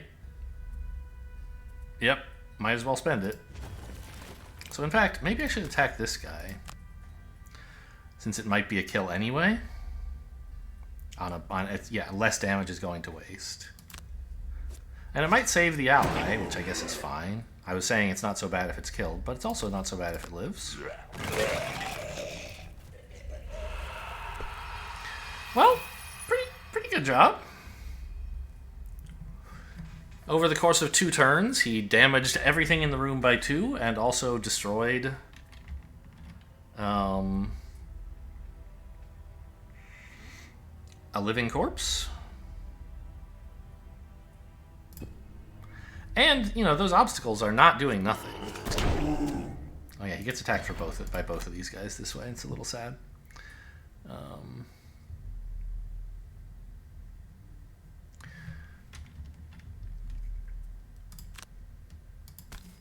So I want to get all the way up here.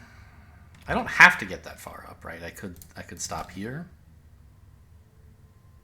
I don't know. It's kind of nice if enemies have to walk over traps to multi-target.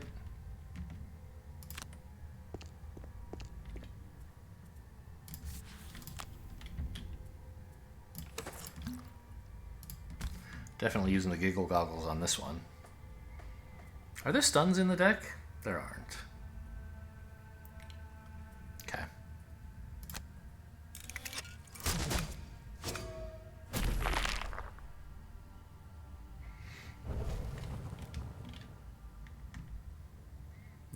I don't think we need to pick Crankbow back up.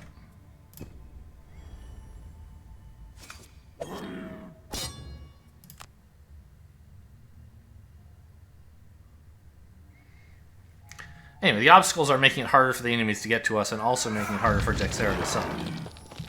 This is all desirable.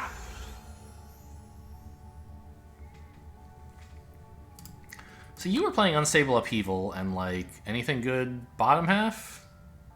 Yes, of course. Forceful Storm. You're short resting. Yes. Burn whatever you pick up. It doesn't really matter.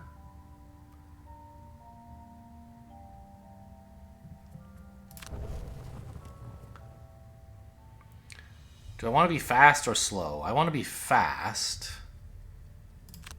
so that this ally gets to attack perhaps before it's killed? Actually, would it be so bad if it were killed? I mean, if it moves slowly, if I move slowly, I guess it won't get killed anyway. So I might as well see if it can stop someone else from being... Because it would have a low initiative, or a high initiative value, nobody would prioritize attacking it. So it's not getting attacked, it's not getting killed, therefore I might as well see if it can kill something before it damages one of my allies.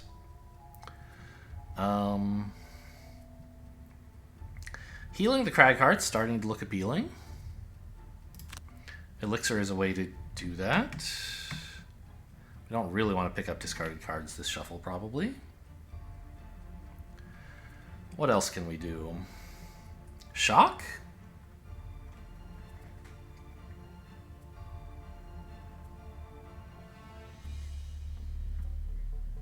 Actually, you're not immune to poison, are you? That seems very important. Probably more important than healing Cragheart. Let's just play Reviving Shock bottom half so I get some heal anyway. Yeah. Seems cool. She's trying to summon, but she can't. Does her move get her anywhere? I guess she's moving first. Is she immune to stun? She is. So I believe what happens here is she moves to this space and attacks the Cragheart, disarming the stun trap by moving onto it, taking no damage, and not being stunned. Kinda sad.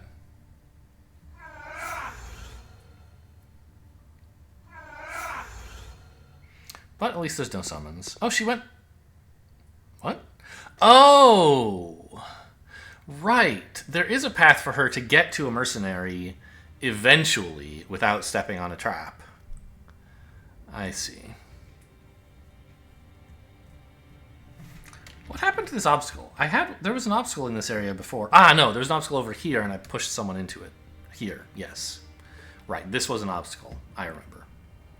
Okay, well that worked out better than I could have dreamed. What are the living bones doing? I mean, kind of a lot. Let's hope they're dead, though. I mean, probably they won't be, but some of them will.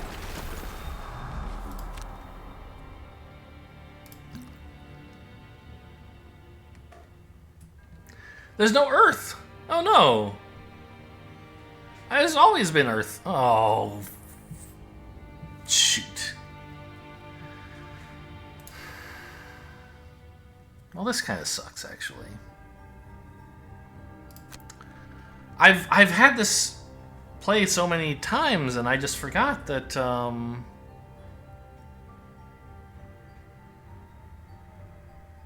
that it wouldn't work this turn. Actually, you can stay alive. I'm gonna attack this guy.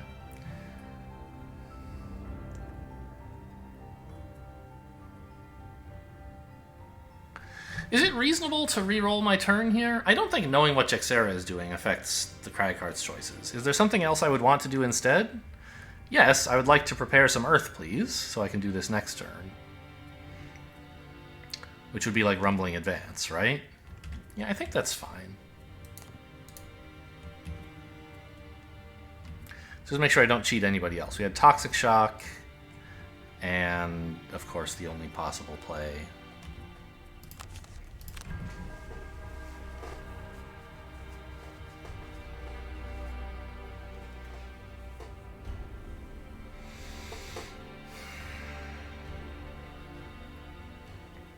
Because the Earth is what makes that whole play any good at all.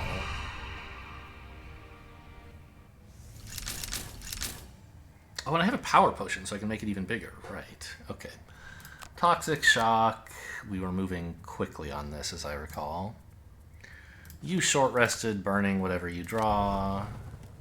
Played your cards fast. Cragheart.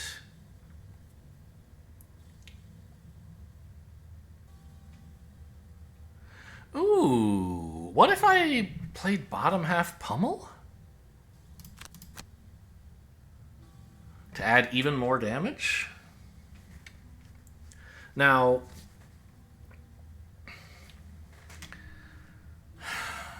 I know that when I use Unstable Upheaval, that counts as like 7 attacks, not 1 attack. So I'll completely empty the Pummel all at once. I won't like get to do 3 extra damage to everyone and then still have Pummel up. But that's still incredible, right? Like a bottom half deal 12? I love it. And if I'm doing that, I want a top half that makes Earth, which is only Rumbling Advance, and I welcome the heal and the bless anyway, right? So I think this is a great play. I'm going in the Hall of Fame for this one.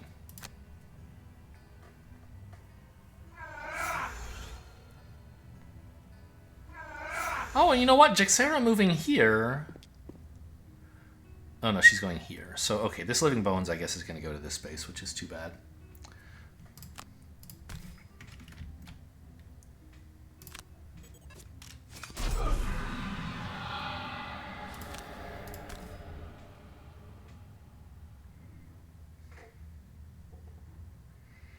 And he'll have taken some damage by his next turn, I guess, right?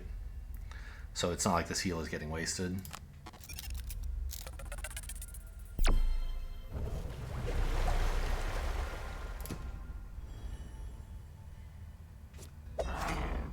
Ow.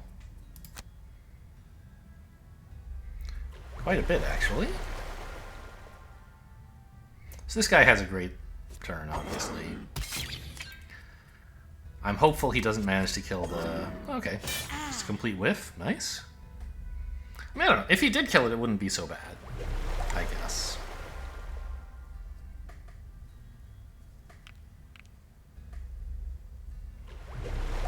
Why did he only move that far? Oh, maybe he came from here and I didn't notice? I don't think so, though. Oh, he only has move 1. It was the elite who moved 2. I see.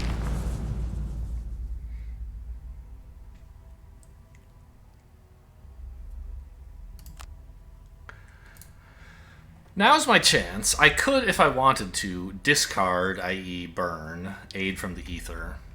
It would unsummon it, but it would be back in my deck.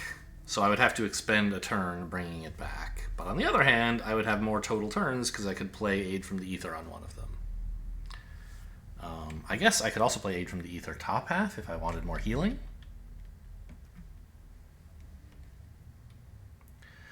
Or I could just leave it in. I feel like this thing's going to die pretty soon anyway. Like, not this turn, but soon. I think I'll get rid of it. It did a great job this game. But, you know, you've done your work. Get back in the deck, please.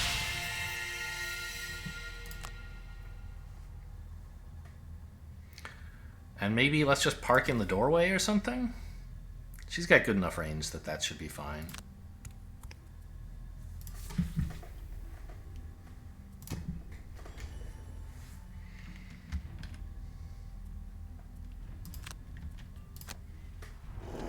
It's going to be an exciting attack. We're building up to the super combo. Well, it's a combo. Hopefully it's super. It's not exactly a combo so much as just like piling more and more effects on the same attack. I don't know. I guess that's sort of what a combo is, right?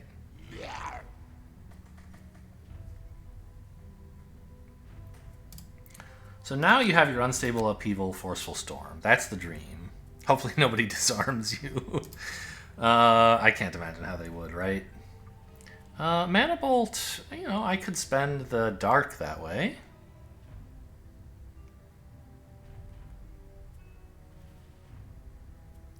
But that's not that important a consideration. It's more like, oh, wouldn't Fire Orbs or Impaling Eruption be cool? We don't really know what enemies are going to be left when it's her turn.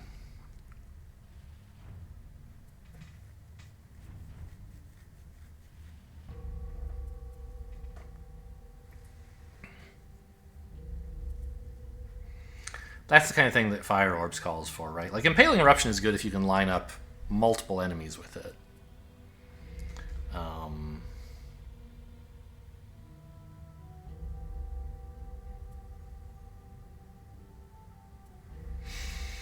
Like, if I could stand here and then go 1, 2, 3, 4, get all these guys, that would be cool. But I don't expect most of them to be alive. I think I'm just going to use the Mana Bolt up. And you know what? Flame Strike bottom half could easily hit something. We don't know we're killing both of these guys. Seems fine. I could resummon the ally, which doesn't seem great. Yeah, I think this is alright. And you? We have Net Shooter. Could be alright. Letting Cragheart pick up his discarded cards isn't getting any better, but letting Spellweaver pick up discarded cards could do something. Probably not. She's going to burn a bunch of these even this very cycle, so doesn't seem that great. Ooh, I do love Flamethrower, although with Jaxera immune to wound and everyone else, like, questionably alive, it's maybe not that exciting. Why is this guy stunned?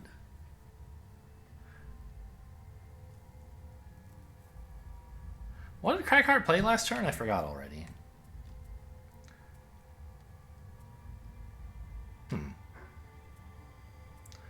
He definitely didn't stun that guy. Who the hell did?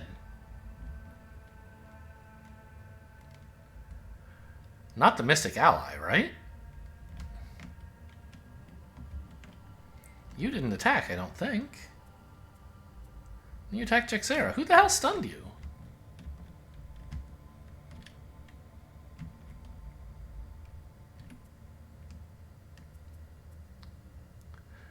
Cragheart healed himself.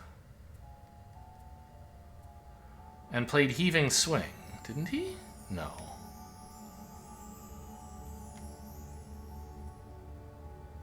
I'm lost. What else did he play? Oh, he buffed something. That's right. This one. And I don't think the Spellweaver... Oh, he stepped on a trap. Okay, got it. Right, when you step on a stun trap... effects that other characters apply to you sort of only last one turn, in a way, right? If I muddle an enemy, then on its next turn, it's muddled. And after that, it's not. Likewise, if I stun an enemy, whatever. And so I think of stun as working that way. Skip your next move. But actually, right, it works the same way as all the other status effects, or whatever they're called. It lasts until the end of your next turn. And so if you apply a status effect to yourself, you have it for the rest of that turn, as well as all of the next turn. Which is useful for buffs, not so useful for debuffs like walking onto a stun trap. That's why the skeleton is out for 2 turns. I only expected him to be out for 1. And so I sort of didn't really register his stun as staying. I was trying to figure out, what the heck? Where did it go? Where did this come from? I mean, actually, net shooter, maybe? I don't know. Being able to clear all this out would be nice, so would attacking Jexera. And giving Crykart back his cards seems fine.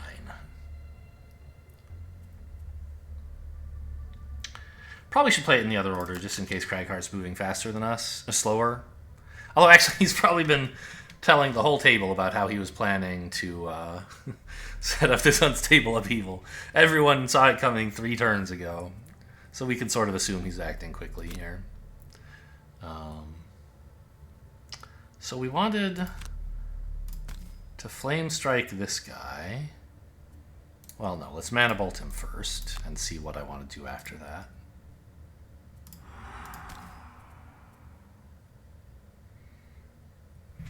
Still not spending the goggles.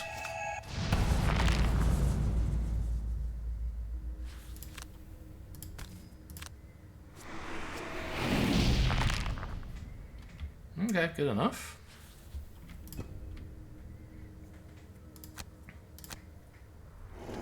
It's happening. 1,000 damage. Here we come.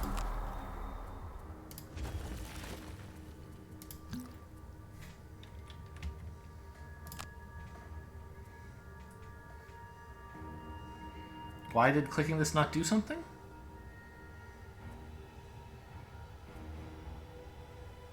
Did I just misclick? Okay.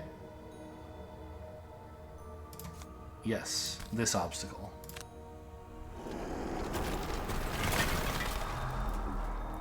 Choose the target to add 3 attack to. Jexera, I think. Oh, he's a monster. Look at him go. Oh, by the way, you're going to have to take some damage, buddy. Sorry about this. What's Jexera doing again? Summoning.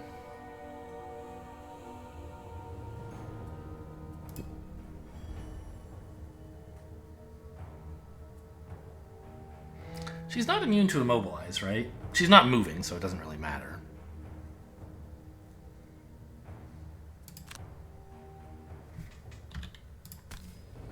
Let's get these guys.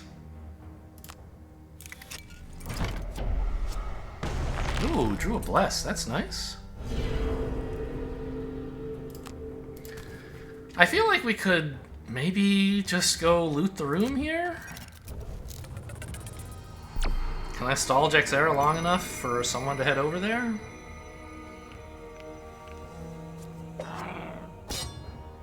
I would think so.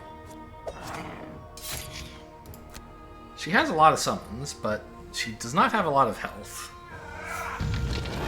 And we have some ranged attacks. It might be a little tough to coordinate exactly when she dies, but it seems like it should be possible, right?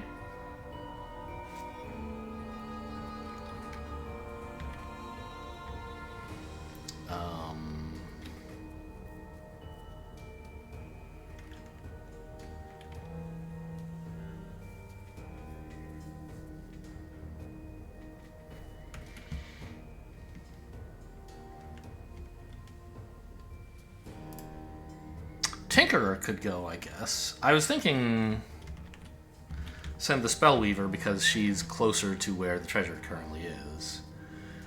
But the Tinkerer kind of wants to get out of here. Oh, he hasn't killed an elite yet. It's embarrassing.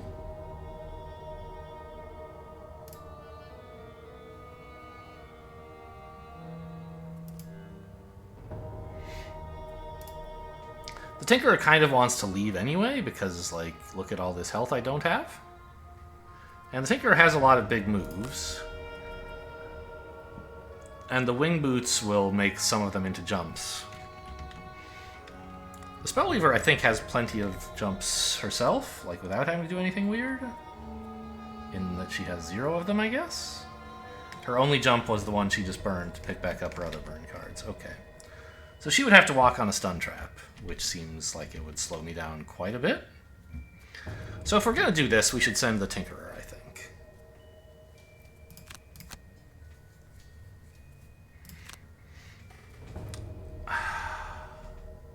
I'm just the tiniest bit concerned that... No. I have ability... I have, like, suffer abilities, right? I don't think I have to worry about her surviving.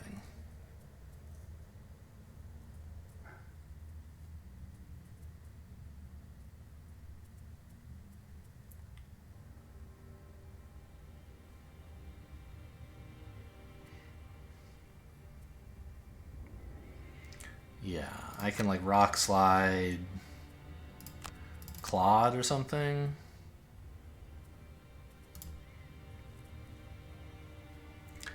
And you can keep the ads under control with fire orbs. Crackling air.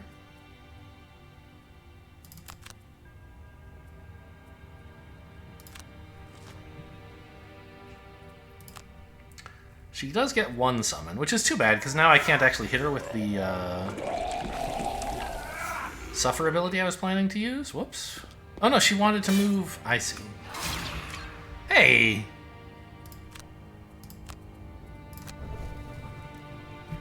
Does the Tinkerer still have enough cards to get over there? Yeah, I think with a stamina potion you could arrange it.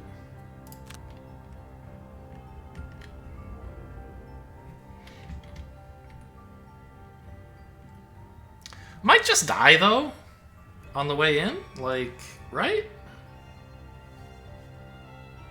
Move 4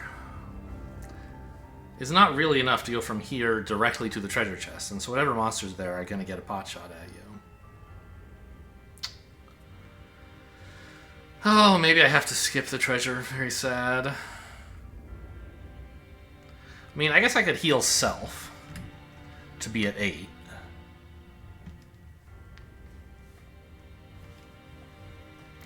Then how many turns do I have? 1 turn this shuffle, 1 turn next shuffle, 1 turn the shuffle after that is 3. Plus I can get 1 more from the stamina potion. 4 turns. Assume I can manage to move 4 on every one of those turns, which I think I can. That's 16 moves. How far is that? 1, 2, 3, 4. 4? Same thing, I guess. No, this is... Yeah, it's about the same. 1, 2, 3, 4. That's 2 moves. Then I spend the jump to get into here, and 1 more turn to loot. So as long as I don't have to burn a card to avoid damage, I can handle it. I think it's worth a try. I don't think Jexera is getting away.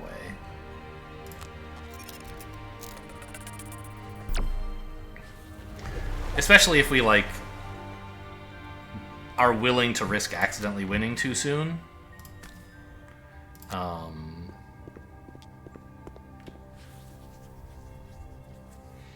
By, like, lobbing some damage at her now to make sure she's low enough that we can kill her whenever we want.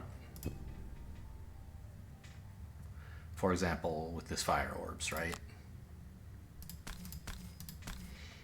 I could get lucky and kill her. If I spent the goggles and the power potion, it would not be at all unlikely. But I just want to make sure she's low enough that she can be easily killed by the Cragheart's suffer effects. So I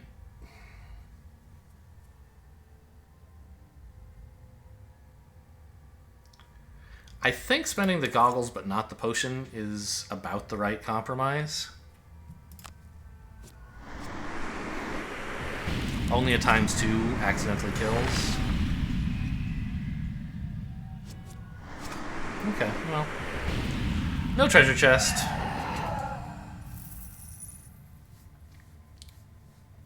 I just wanted to make sure I didn't miss. You know, can't win them all. We could come back for the chest here some other time when we don't have to bother killing Jexera. Rushing for the chest should be very easy.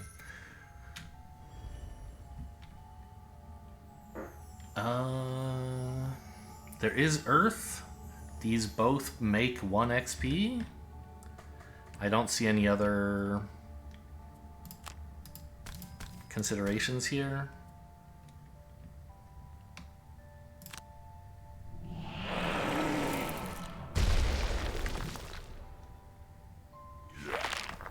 And it looks like we do manage to avoid... we do get our combat goal. Sadly, nobody else does, I think, right? No, you will. You will. No one's getting exhausted. You didn't manage to kill an elite. Sad. Let's just move here.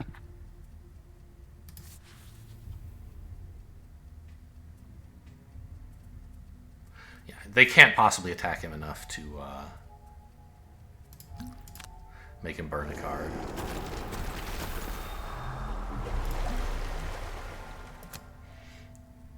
Just in case they do, I don't know, it doesn't matter.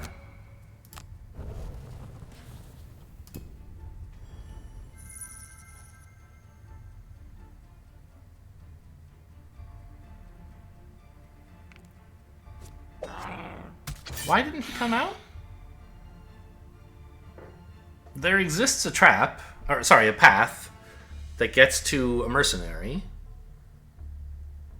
And the only path that does so goes through a trap, so he should say, oh well, I guess I have to eat the trap, right? Why didn't he move?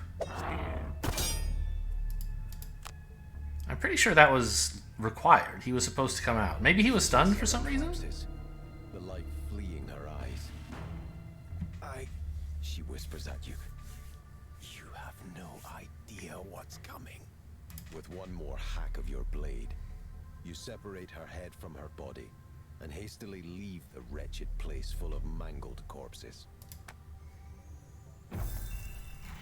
Oh, actually, I know what the treasure is in this room. In this, now that I think about it, right? Because there's... We haven't seen it on this playthrough, but one of the personal quests that you can get says to... requires you to get the Skullbane axe from the Necromancer's Sanctum. And that is where we are. The Necromancer's Sanctum. So the Skullbane axe is what we could get if we came back. And that is a fairly garbage item. But it's worth a lot of money. So there's that, I guess. I don't know. Maybe it's not garbage. It's just very specialized. It's a melee... Obviously, it's an axe. You can tap it to add like 5 damage to a melee attack targeting a living bones, living corpse, or living spirit. Adding 5 is a lot, obviously, but it's very specialized, and I don't think I would want to spend $50 ever to have it, except for the personal quest that requires you to use it. As expected, Craghart's damage done is through the roof, basically because of that one giant turn where we attacked like 8 guys for 5 or 8 or something like that. Tinkerer accidentally tanked a little bit more than the Craghart. Very funny. Craghart healed 9. That seems like a lot. I guess that... Is that including long rests? I don't know. I guess we used Claude a time or two. We used Rumbling Advance a time or two.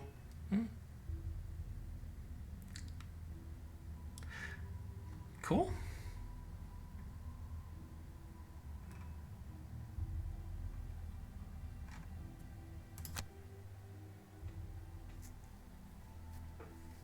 And we know the Tinker is leveling up because he had enough XP before we even started the combat.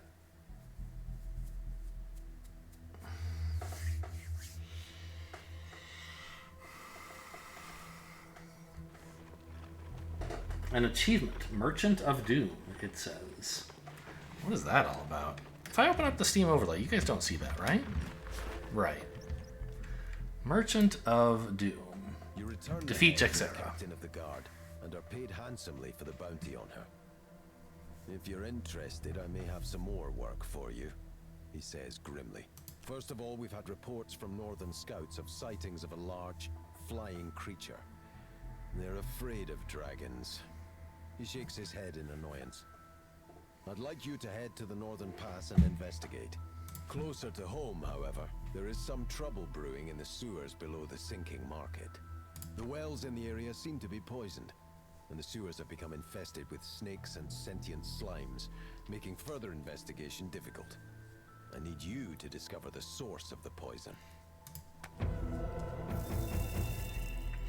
All right. Prosperity, a bunch of gold, XP, woo, reputation, which, whatever. We can go check out some dragons. I already forgot what this is about. And we could go check out the abandoned sewers that are poisoned.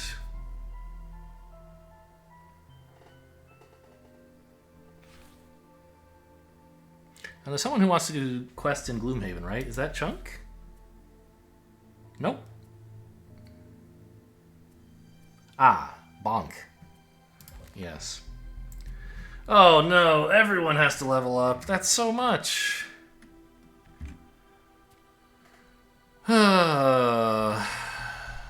Well, as always, let's leave it for next time. That's next time's problem. Gives me some time to look over it in between episodes, although I usually still spend forever mulling it over on camera anyway. Hope you guys enjoyed. Thanks for watching, and I'll see you next time.